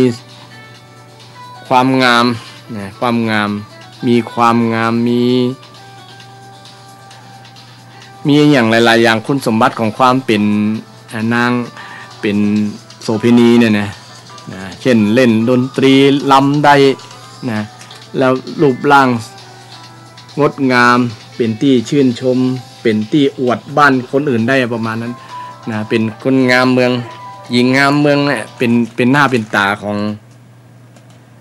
เป็นหน้าเป็นตาของ ของเมืองนั้นนะก็นางสิริมาเนี่ยเป็นคนเมืองไผ่สาลีเมืองเวสาลีเนี่ยเมืองเวสาลีเนี่ยเป็นเมืองที่อุดมสมบูรณ์มั่งคั่งนางนั้นก็เป็นหนึ่งในนั้นแหละนะเป็นคนที่งามไผ่แขกไปไทยมาเนี่ยต้องได้ปะกับนางสิริมาต้องมาเจอแม้แต่ตุเจ้าสมัยนั้นก็ยังเมานางสิริมาเพราะว่านางมีความงามนะคือนางสิริมาจึงได้เป็นที่ฮู้จักนะนางอุตรานี่ที่เป็นหญิงที่เป็นหญิงที่เลื่อมใสในพระพุทธศาสนาพอมาแต่งงานกับลูกของสุมนาเศรษฐีลูกบ่าวของสุมนาเศรษฐีแล้วก็บ่ได้มีเวลาไปทำบุญสุนทานก็เลยกึดตึง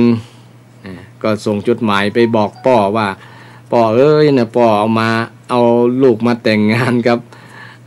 ลูกเศรษฐีนี่เหมือนกับตกมรณะอย่างประมาณนั้นนะคือลูกเสียโฉมคือลูกได้รับทุกขเวทนายังจะดีกว่า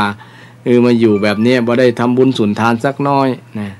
ก็เคย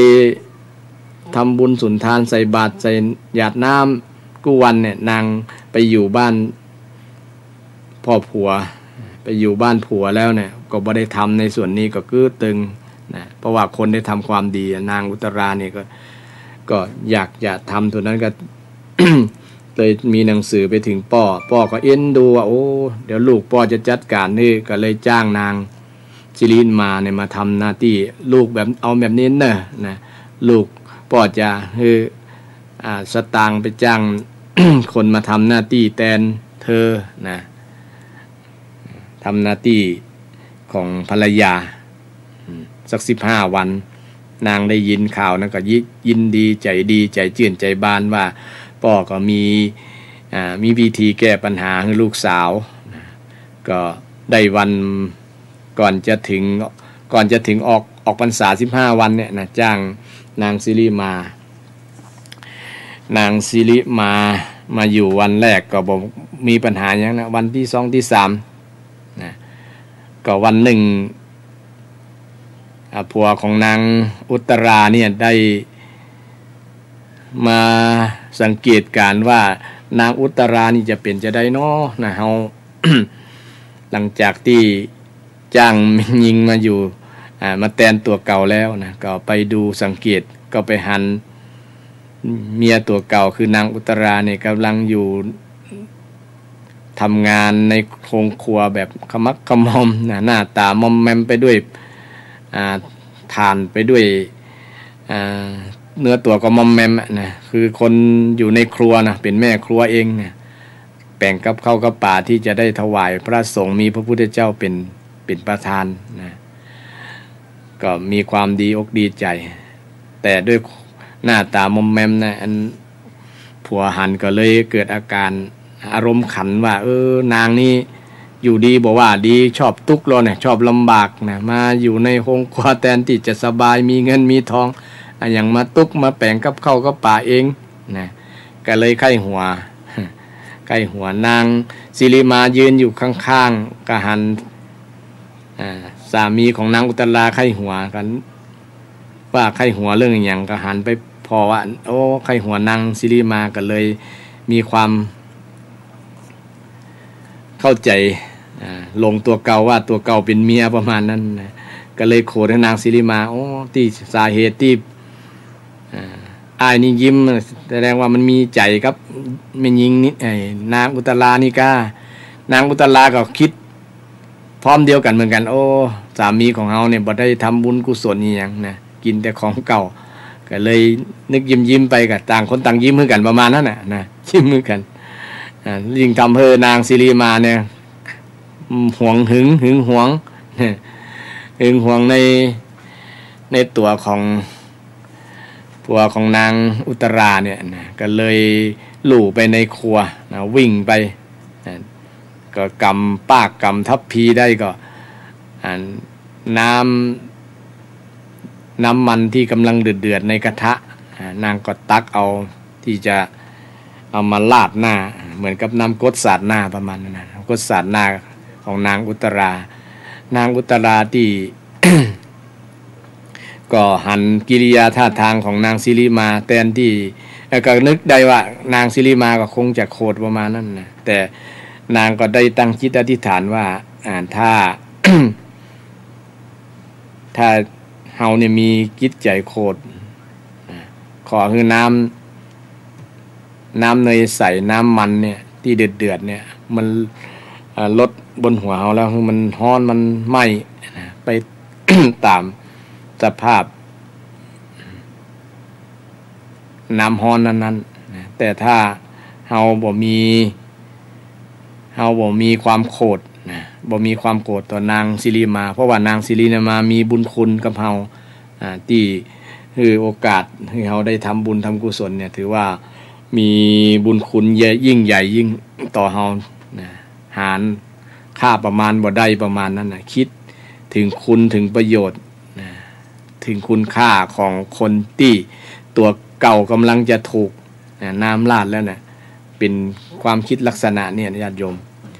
เลย เป็นผลทำให้น้ำกำลังเดือดร้อนเนี่ยมันทำให้น้ำเย็นเป็นอัศจรรย์เป็นปาฏิหาริย์ เป็นปาฏิหาริย์ทำให้น้ำที่กำลังเดือดพล่านน้ำมันน้ำเนยใสที่กำลังเดือดพล่านลดบนหัวของนางอุตรากับเย็นเหมือนน้ำเย็นแช่ตู้เย็นไว้ประมาณนั้นนะน้ำตู้เย็นประมาณนั้นพอลูกน้องหรือว่าคนรับใจต่างๆของนางตุลาหันแบบลักษณะนั้นว่าลูกพี่นี่ถูก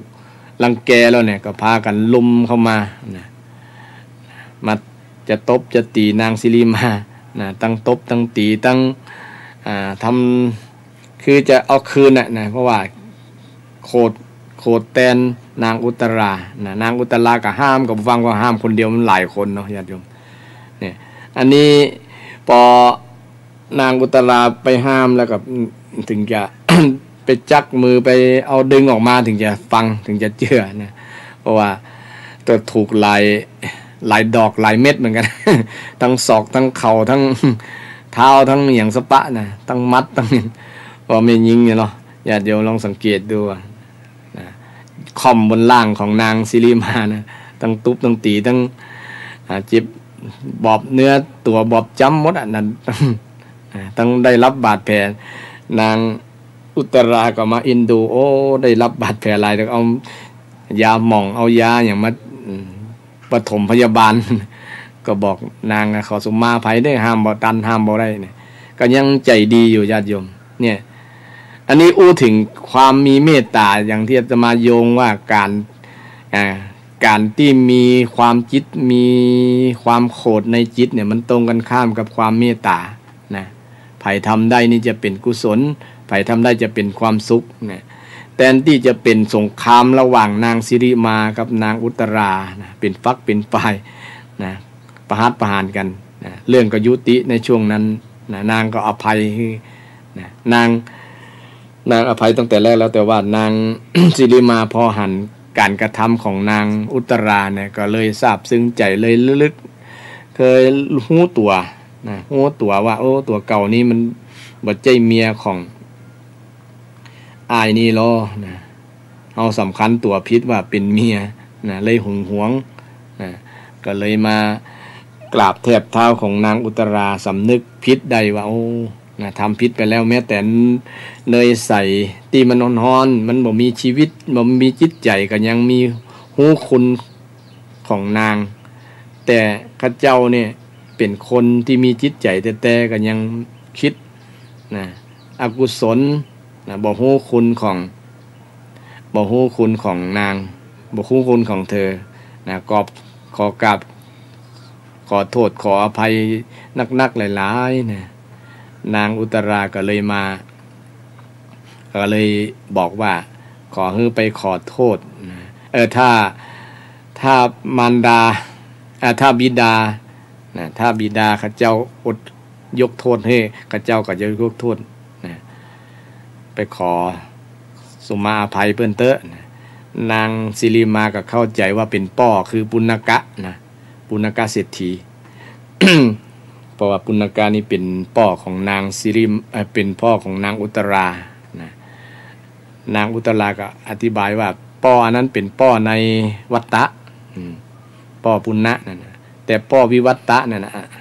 ข้าเจ้าหมายถึงพ่อวิวัตตะก็คือพระสัมมาสัมพุทธเจ้าวุ่นถ้าเปิ้นอโหสิกรรมหรือว่ายกโทษให้ก็ปิดกันแล้วไปแล้วกันประมาณนั้นนางก็เลยว่าเนี่ยจะได้นอบ่ฮู้จักบ่คุ้นเคยในพระสัมมาสัมพุทธเจ้าก็เลยขอความปรึกษาหารือจากนางอุตราว่าเนี่ยจะได้ประมาณนั้นคนบ่เคยเข้าวัดเข้าวานะญาติโยมนะคนบ่เคยปฏิบัติต่อ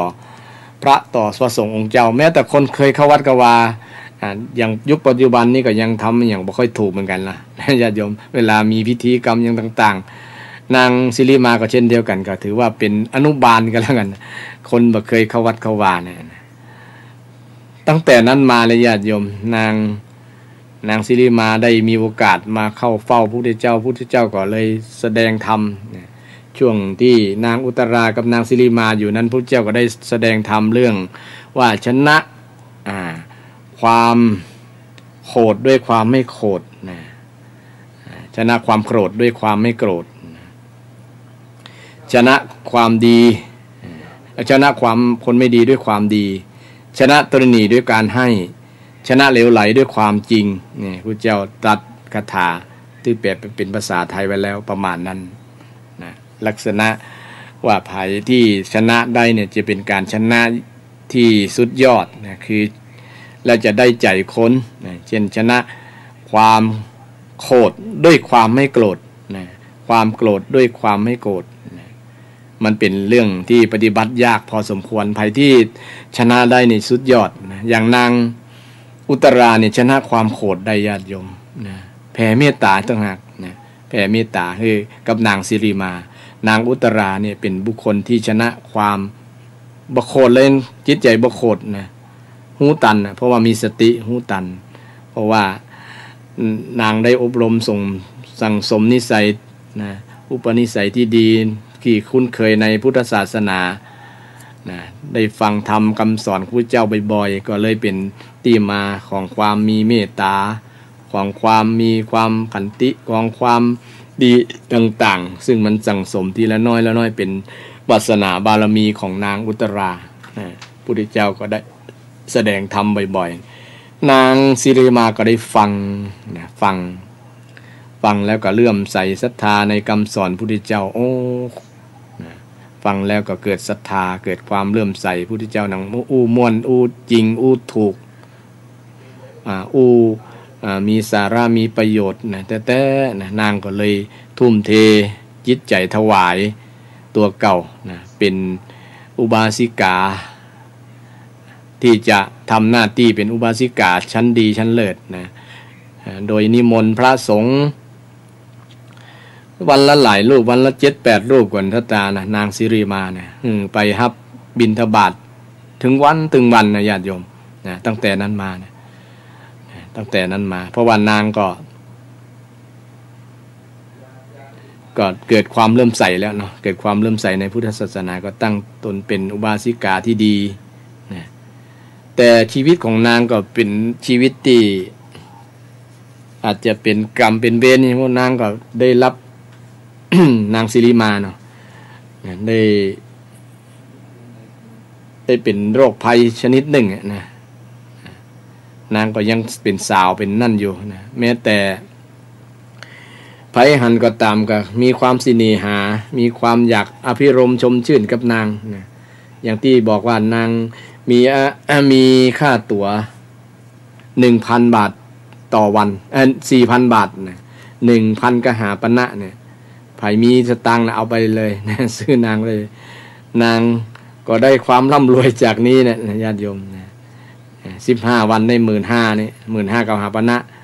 15,000 คูณ 4ได้เป็นเท่าใดนะได้4ได้ 600,000 นะญาติโยมนะได้ 600,000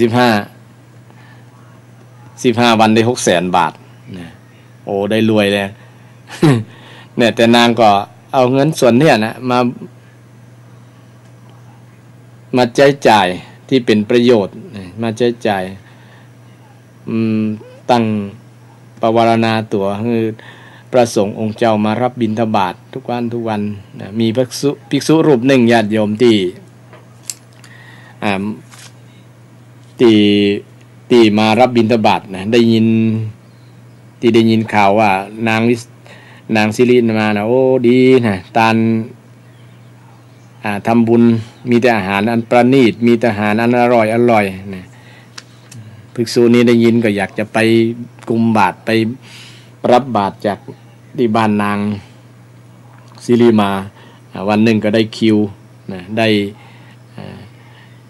ไปรับบิณฑบาตจาก ที่บ้านนางสิริมาแต่นางสิริมาในวันนั้นป่วยบ่สบายบ่ได้แต่งองค์ทรงเครื่องอย่างนักละภิกษุนั้นไปหันก็เกิดความสิเนหาเกิดจิตปฏิพัทธ์โอ้คนอย่างมางามแต่ว่าขนาดเป็นบ่สบายก็ยังงามมากอีถ้าเป็นคนปกติดีหายดีคงจะงามกว่านี้แหมจิตปฏิพัทธ์แล้วจิตปฏิพัทธ์ในนางสิริมานะจะรับจะนอนก็หันกับนางสิริมานะปิกวัดไม่ใช่ปิกบ้าน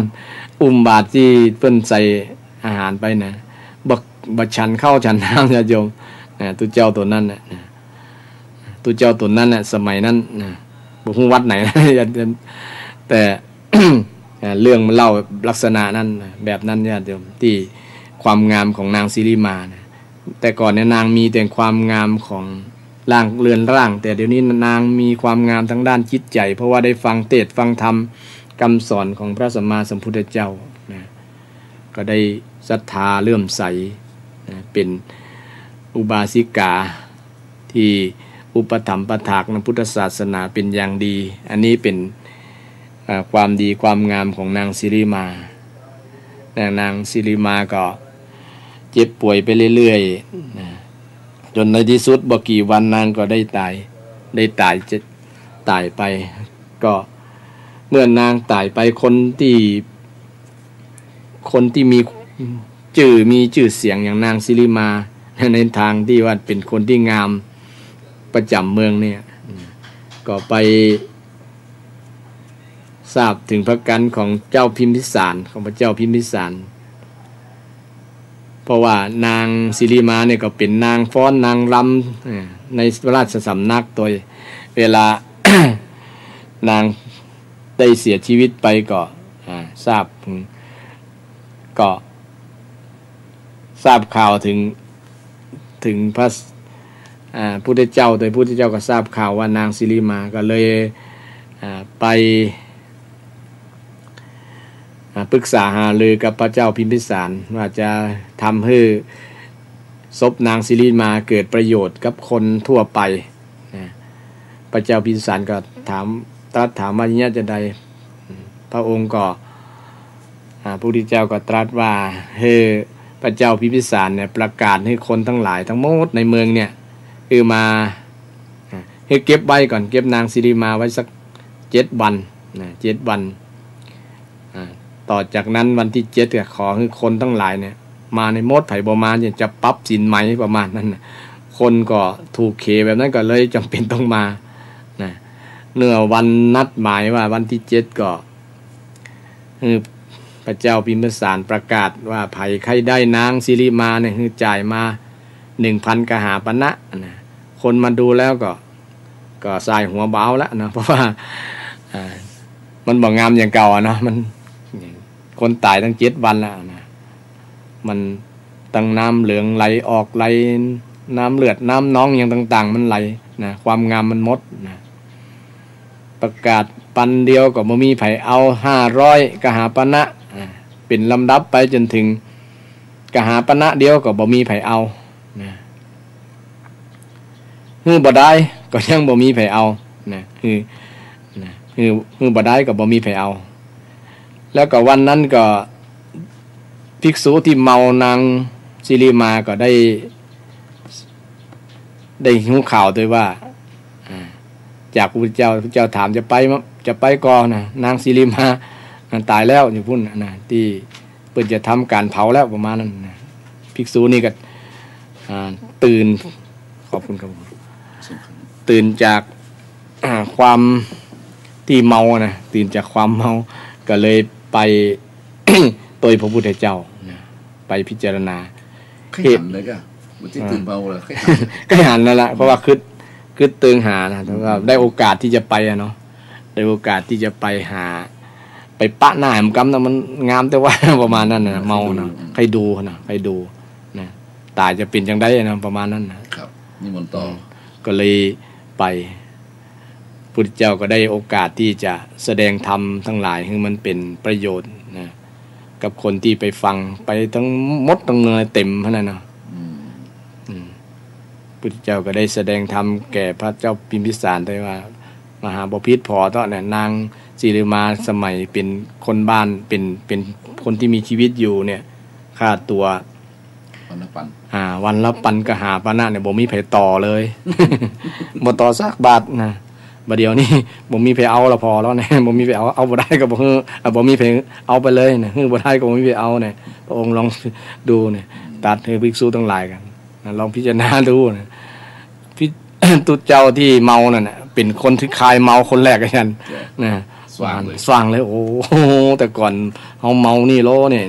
พอแล้วมันตอนใดเนี่ยจำบ่ได้เลยแล้วนะมันไก่มันบวมมันป้องน้ำหนองน้ำเลือดไหลออกจากปากจากทวารทั้งเก้าโอ้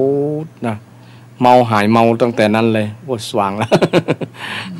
สว่างทันทีคนแรกนะพุทธเจ้าคือเจตนาพุทธเจ้าแสดงธรรมคือประสงค์นั่นแหละนะอันนี้ก็เป็นที่มาของการเวลามีศพมีซากเนี่ยเพิ่นจึงมีนิมนต์พุทธเจ้าคือไปพิจารณาพิจารณาคือพิจารณาศพจริงๆสุภาพจริง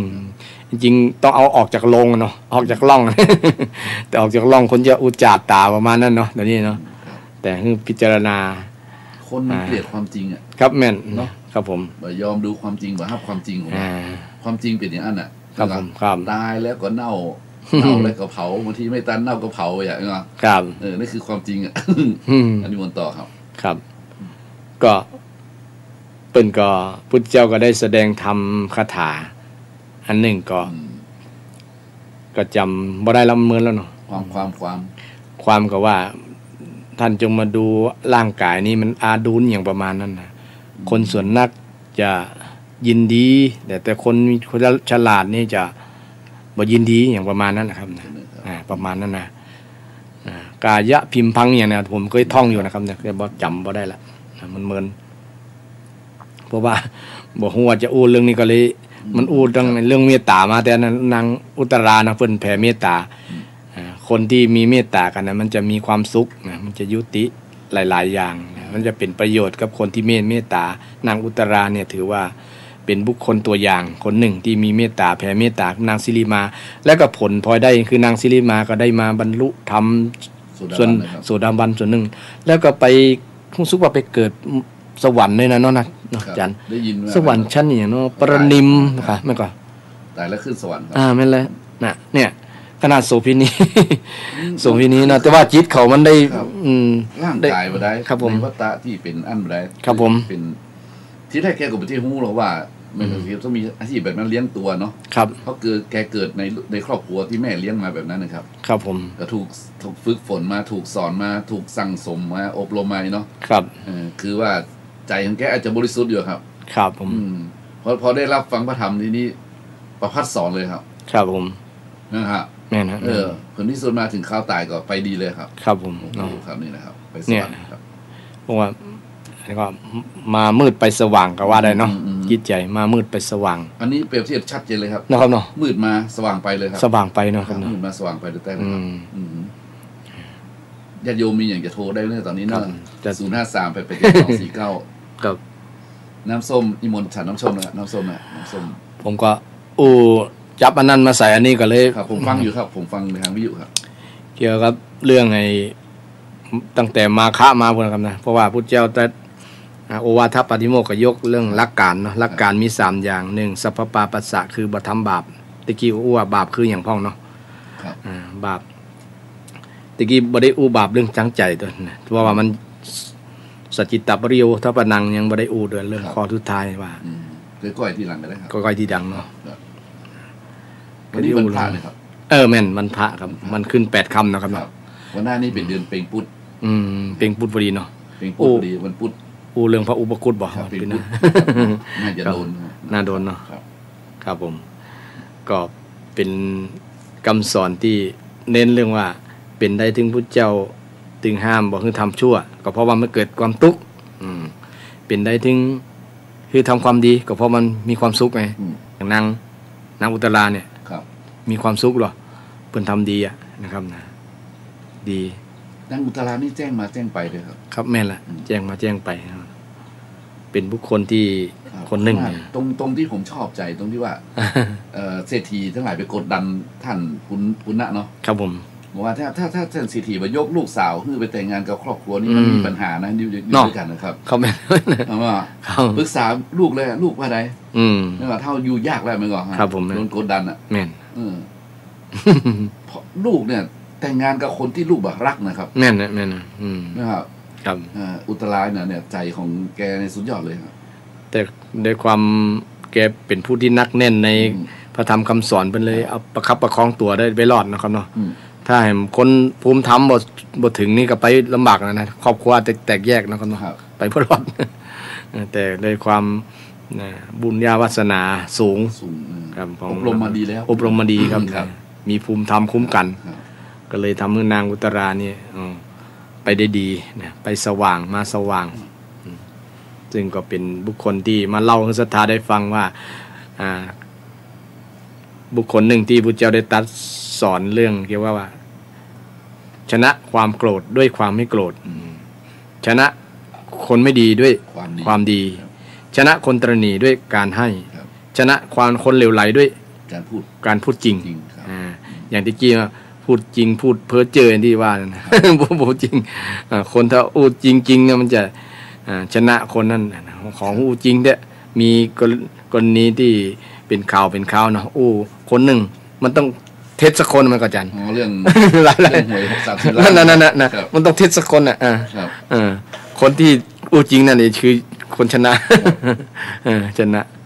บ่ต้องไปอย่างเลยจริงยืนยันคำจริงนั่นแหละความจริงก็คือความจริงข่าวคือธรรมะช่วงนี้นะครับครับผมข่าวคือธรรมะแม่นทำให้เราเห็นเนื้อหาครับผมของกิเลสคนนะครับผมว่าเนื้อหาทางใจของคนเลยนะครับเนาะครับประเดี๋ยวนี้แล้วครับมีการอย่างมากมายในเมืองไทยนี่นะ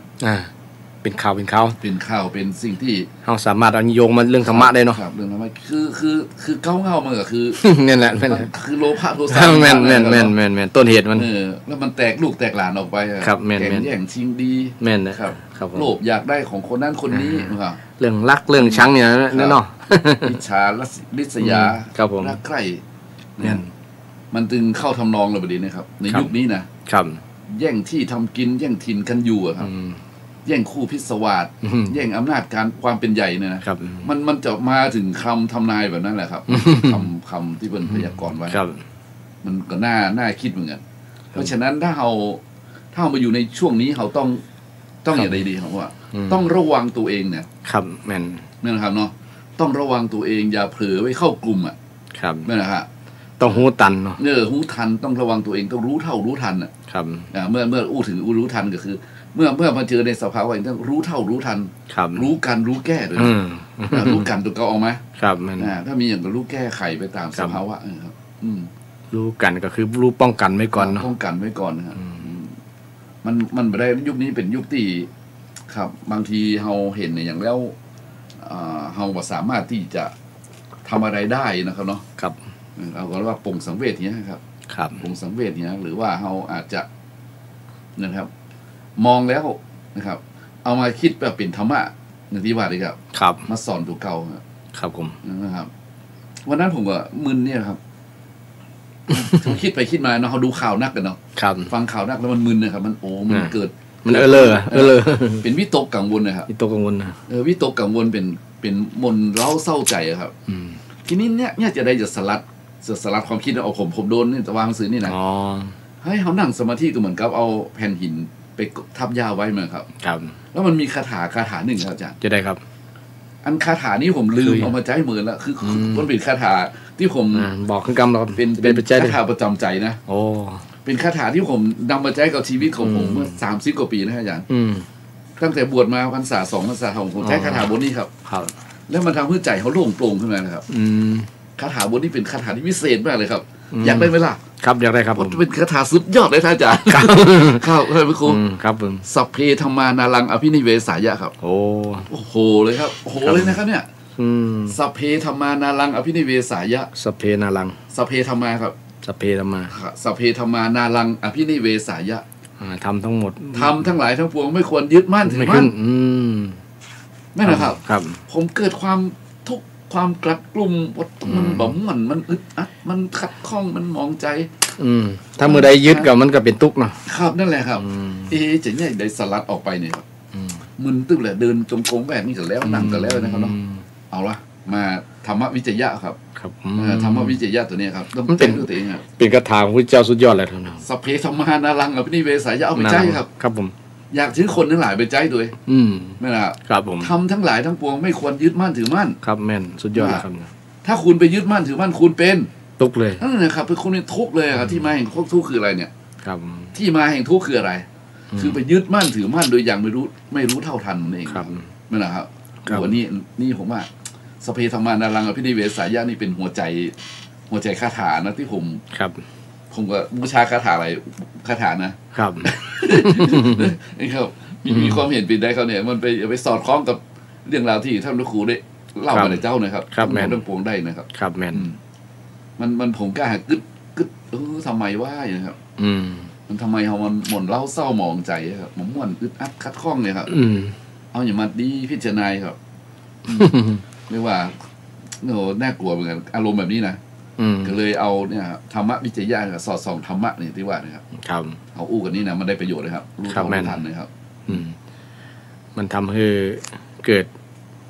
ความคิดดีๆได้เนาะครับมันทำให้รู้เท่าทันไงครับครับผมจริงเว้ยสัพเพธรรมานารังอภินิเวสายะเมื่อครับทำทั้งหลายไม่ควรยึดมั่นถือมั่นปล่อยไปเลยแต่ไม่ใช่ว่าปล่อยยังแบบมีเป้าหมายนะคือปล่อยยังมีเป้าหมายในใจว่าอันนี้มันเป็นน้ำโสโครกเนี่ยครับไม่ล่ะน้ำสกปรกน้ำดำเนี่ยครับเราปล่อยมันไปมันทิ้งไปครับน้ำหนองน้ำเน่าเหม็นเนี่ยครับมันทำให้เราครับเรียกว่ารู้ทันทีเลยว่าเนี่ยครับเนี่ยครับโล่งเบาสบายเนาะครับโล่งเบาสบาย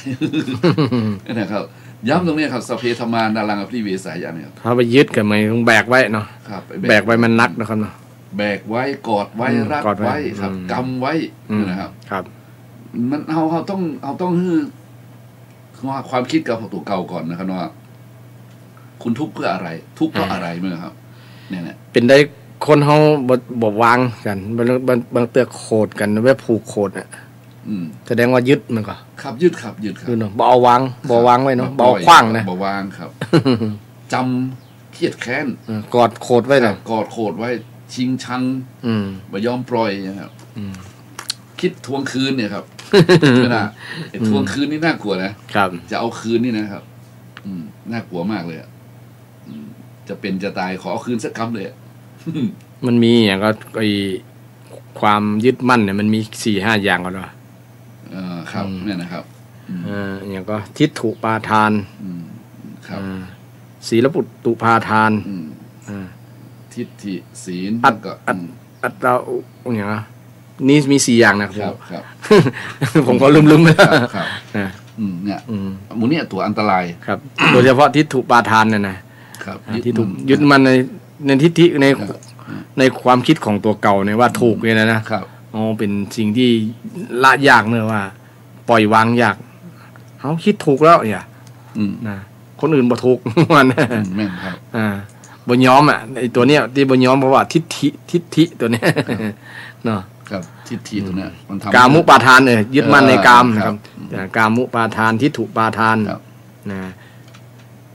ศีลปุตตุปาทานอย่างพวกนั้นถือมั่นในศีลพจน์อย่างพวกนั้นนะครับมันก็เป็นสิ่งที่ทำให้จิตใจมันเศร้ามันหมองเนาะความยึดมั่นทำให้เป็นทุกข์เนาะทำให้เป็นทุกข์มันถ้ามันบอกหูตันมันทันทีเนี่ยครับมันก็จะเรียกว่าเป็นสิ่งที่อยู่ในใจอะครับครับอยู่ในใจแล้วทำให้ใจเนี่ยมันอ่อนกำลังครับ ครับผมอย่างว่าทิฏฐุปาทานเนี่ยนะครับเนาะยึดมั่นถือมั่นด้วยทิฏฐิครับอันทิฏฐิตัวนี้คือความคิดหันความคิดเห็นถ้าภาษาปัจจุบันนี้ว่าฟันธงไปแล้วอย่างครับแม่นนะครับตั้งธงไว้ในใจแล้วว่าของฉันเนี่ยเมื่อฉันถูกฉันดีนะฉันดีฉันเด่นมันเป็นแบบนี้ฉันนี่แหละประมาณนั้นนะครับเนี่ยคือยึดมั่นถือมั่นอัตตาอันนึงก็ยึดมั่นในตัวตนนะว่ามีตนอย่างประมาณนั้นในตัวเก่านะตัวเก่ามีอีโก้อย่างประมาณนั้น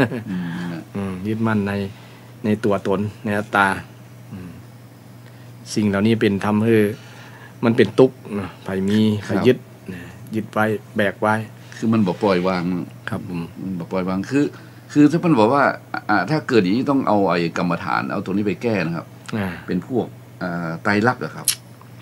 นะครับต้องเอาไตรลักษณ์นี่เข้าไปพิจารณาอย่างคุณไปยึดมั่นถือมั่นว่าคุณนี่ครับเป็นสิ่งที่แน่นอนไหมครับคำว่าอนิจจังมันไม่เที่ยงเนี่ยนั่นนะครับมันไม่เที่ยงเนี่ยเพราะฉะนั้นคนจะต้องรู้ทันว่าเมื่อคุณเกิดไปยึดมั่นถือมั่นที่ถูกประทานแล้วเนี่ยคุณจะต้องมันก็เป็นทุกข์ทันทีนะครับเพราะฉะนั้นคุณต้องเข้าใจว่าทุกอย่างเนี่ยทุกอย่างมันมีเกิดขึ้นตั้งอยู่แล้วก็ดับไปเนาะทุกอย่างมันอยู่ที่ใจครับมันอยู่ที่ใจนะครับว่าธรรมะอยู่ที่ตัวเดียวคือตัวที่ใจถ้าใจคุณปล่อยได้ใจคุณวางได้เนาะคุณก็โล่งสบายครับมีเรื่องเล่าอย่างเรื่องไอ้มีคนใจนำภาชนะอย่างมันลดมือแตกปั้งเนี่ยครับอ๋ออาจารย์อันนั้นเป็นนิกายเซนครับเซนคือมีสำนักเซนอาจารย์เพิ่นจะมีไอ้กายกนี่เงาของมันเลยนะครับการชงน้ำชานี่นะกายกนี่สืบกันมาเป็นหลายชั่วอาจารย์นะครับ3-4 ยุคผมว่ามันของเก่าครับถ้าไผ่ได้ขึ้นครองสำนักนี้เป็นเจ้าวาดในสำนักนี้ก็จะต้องได้รับไอ้การน้ำชายกนะครับผมเป็นไอ้เนี่ยเครื่องบรรณาการเนาะเป็นเหมือนกับว่าเป็นเครื่องตำแหน่งเนี่ยครับเป็นยศชั้นสูงเลยครับเพราะฉะนั้นทุกคนก็ชงน้ำชามาถวายอาจารย์เจ้าวาดแล้ววันหนึ่งตาเน้นน้อยนะครับ อันนี้นี่เก้ามานะครับนี่น้อยไปทำพลาดเลยครับรุดมืออะครับ แตกอะครับนี่น้อยนี่กลัวตัวสั่นเลยเนาะเพราะฮู้แล้วว่ากิตติศัพท์ของการน้ำชายกอันนี้มันพิเศษมั้งครับเพราะมันเป็นของเก่าของบรรพบุรุษเนี่ยครับปัทโรเอานี่น้อยมาได้เนี่ยครับมันก็ครับโอ้พอมาถึงนี่น้อยตัวสั่นกันงกอาจารย์กับแอมมาเลยนะครับเป็นว่าชีนี่น้อยลาดเลยนะก็นึกว่าที่ว่าต่อว่าเลยเนาะเป็นยังไงการน้ำยกไม่ล่ะการน้ำยกนี่น้อยต่อไปได้ครับต่อไปได้ครับมันตายแล้วครับอาจารย์การน้ำมันตายสิมันแตกตายนะครับดีเว้ยเนาะกูไม่ต้องไปทุกข์กับมันอย่างนั่นแหละครับแต่ก่อนแบกมันไว้เนาะไปยึดมันไว้แบกมันไว้กำมันไว้ระวังมันไว้เนี่ยครับมันเป็นอุทาหรณ์สอนใจได้อย่างดีว่านี่มันถ้าคนเขาถ้าแบบเซนนี่มันจะดีนะครับมันเนาะครับเนาะครับมันเข้าใจทันมวยครับทันอารมณ์ทันเหตุการณ์ก็ผมดู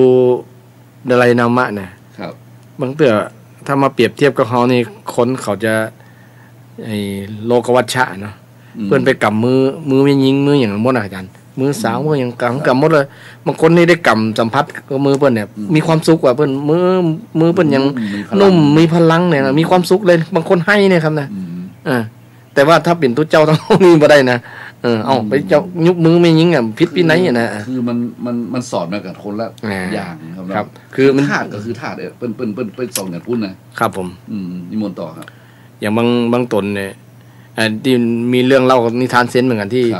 มีตัวเจ้า2 ตนครับที่ไปหันไม่ยิงตกน้ำนะครับตกน้ำครับองค์ที่1องค์ที่1บ่ยอมช่วยว่าจะพิษวินัยองค์ที่2บ่ขึ้นอย่างครับไปอุ้มเลย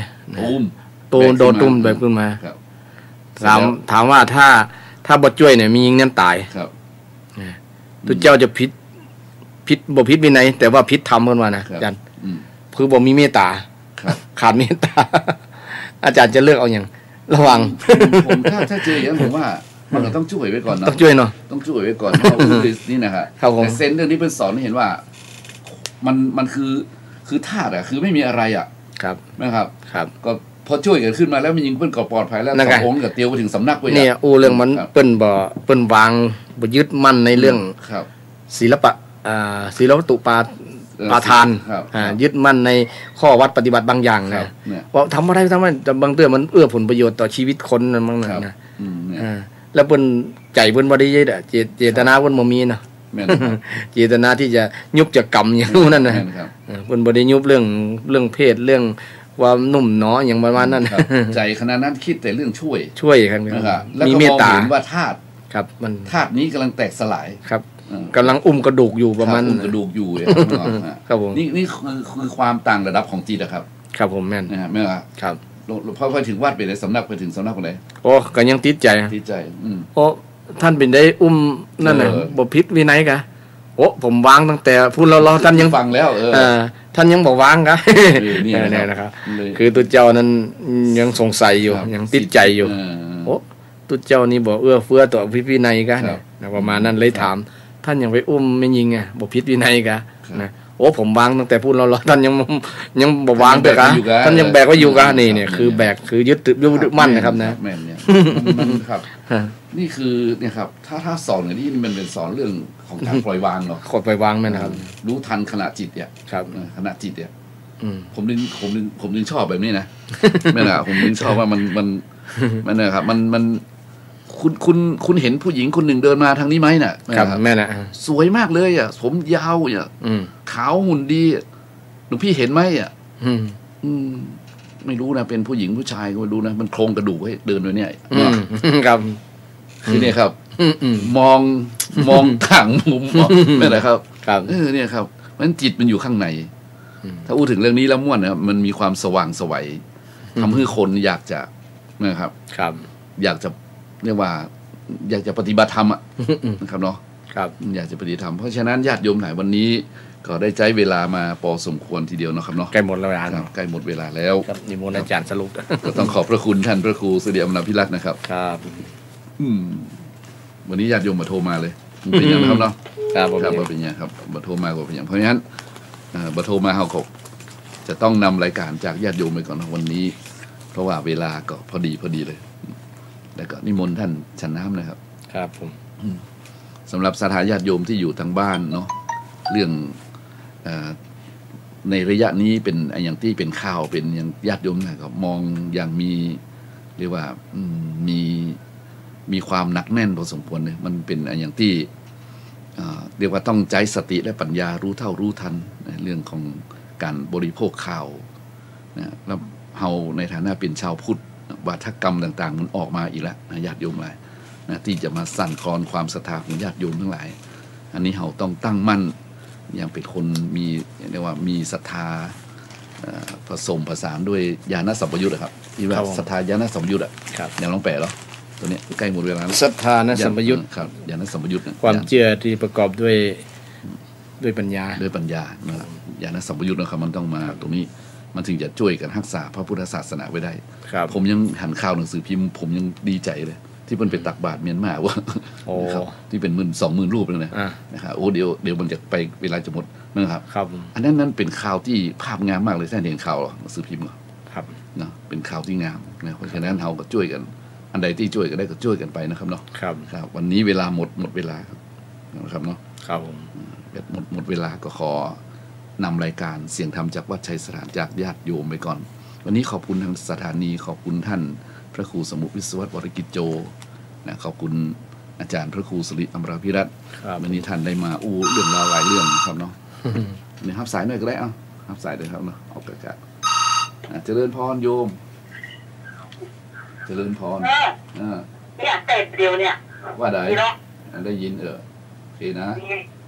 เนี่ยดีเดียวเนี่ยจ้ะได้ไปกับเย็นเนี่ยที่เงินสดเงินถ่ายสดจ่ายสดนะสดกันสดเลยเนี่ยกันฟังประเดียวเนี่ยโยมอยู่แถวไหนเนี่ยกันกับหัวเนี่ยเจริญพรเจริญพรเนอะจบแล้วหมดเวลาแล้วเนอะเนาะเนี่ยเจริญพรเนอะเจริญพรสาธุดีแล้วประคำเนอะเจ้าของบูชานะสาธุยังแบบนักเลงวันนี้ก็ขอท่านทั้งหลายมีความสุขการสบายใจอยู่บนคนยืนเดี๋ยวพุธหน้านะครับเนาะเป็นวันเพ็งพุธนะครับเนาะครับได้ยามาได้นะครับเนาะเจริญสุขเจริญพรเนอะสาธุอายุวันโนสุขังพลัง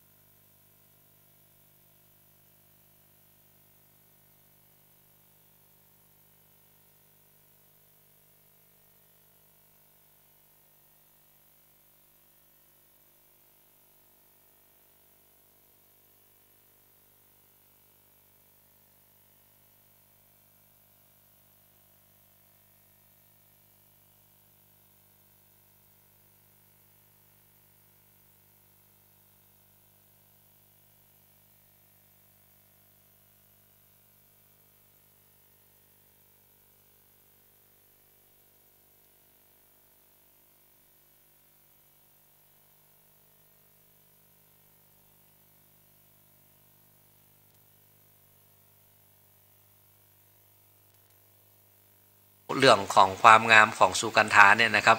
มันไปค่อยไปถึงหมดหลุนะครับเนาะเจ้าบ้านเจ้าเมืองที่ไหนก็ใครได้มาเป็นเมียแหละนะครับเนาะทีนี้อันใครได้มาเป็นเมียเนี่ยได้นะครับเนาะเปิ้นว่า107หัวเมืองนะครับป้ากันเอาหมู่ทหารหลุนะครับมาที่เมืองสังกัสสนครนี่นะอันย้อนกับว่าข่าวที่บอกว่าสุคันธาเนี่ยนะงามนักงามหนาเจ้าพญาสักตนก็ใครได้ไปเป็นเมียสักตนก็อันใครได้ไปฮื้อลูกบ่าวของตัวเก่าปากันยกกันมาแหละนะครับเนาะสักคนก็อันเจ้าพญาสักตนก็มีเมียละนะก็ยังใครได้แถมอยู่นะย้อนก็ว่าเป็นเจ้าพญานั่นนะครับเนาะอันจะใครได้ไผจะได้มันก็เอาได้รู้นะครับเนาะก็อันใครได้ตัวของสุคันธาครับยกตับกันมาแหละนะครับเนาะมาล้อมเมืองสังกัสสนครเอาไว้หมดกันนะครับเนาะโอ้พอมาเพียวตอนนี้นะครับเนาะเนี่ยจะมาตายกับอันลูกสาวเฮลกานี่หาแต่อันเจ้าป่อพญาสังกัสสะโอ้มีลูกสาวงามก็เป็นอย่างนี้นะครับแต่เนาะนะก็มาแวดมาหวันกัน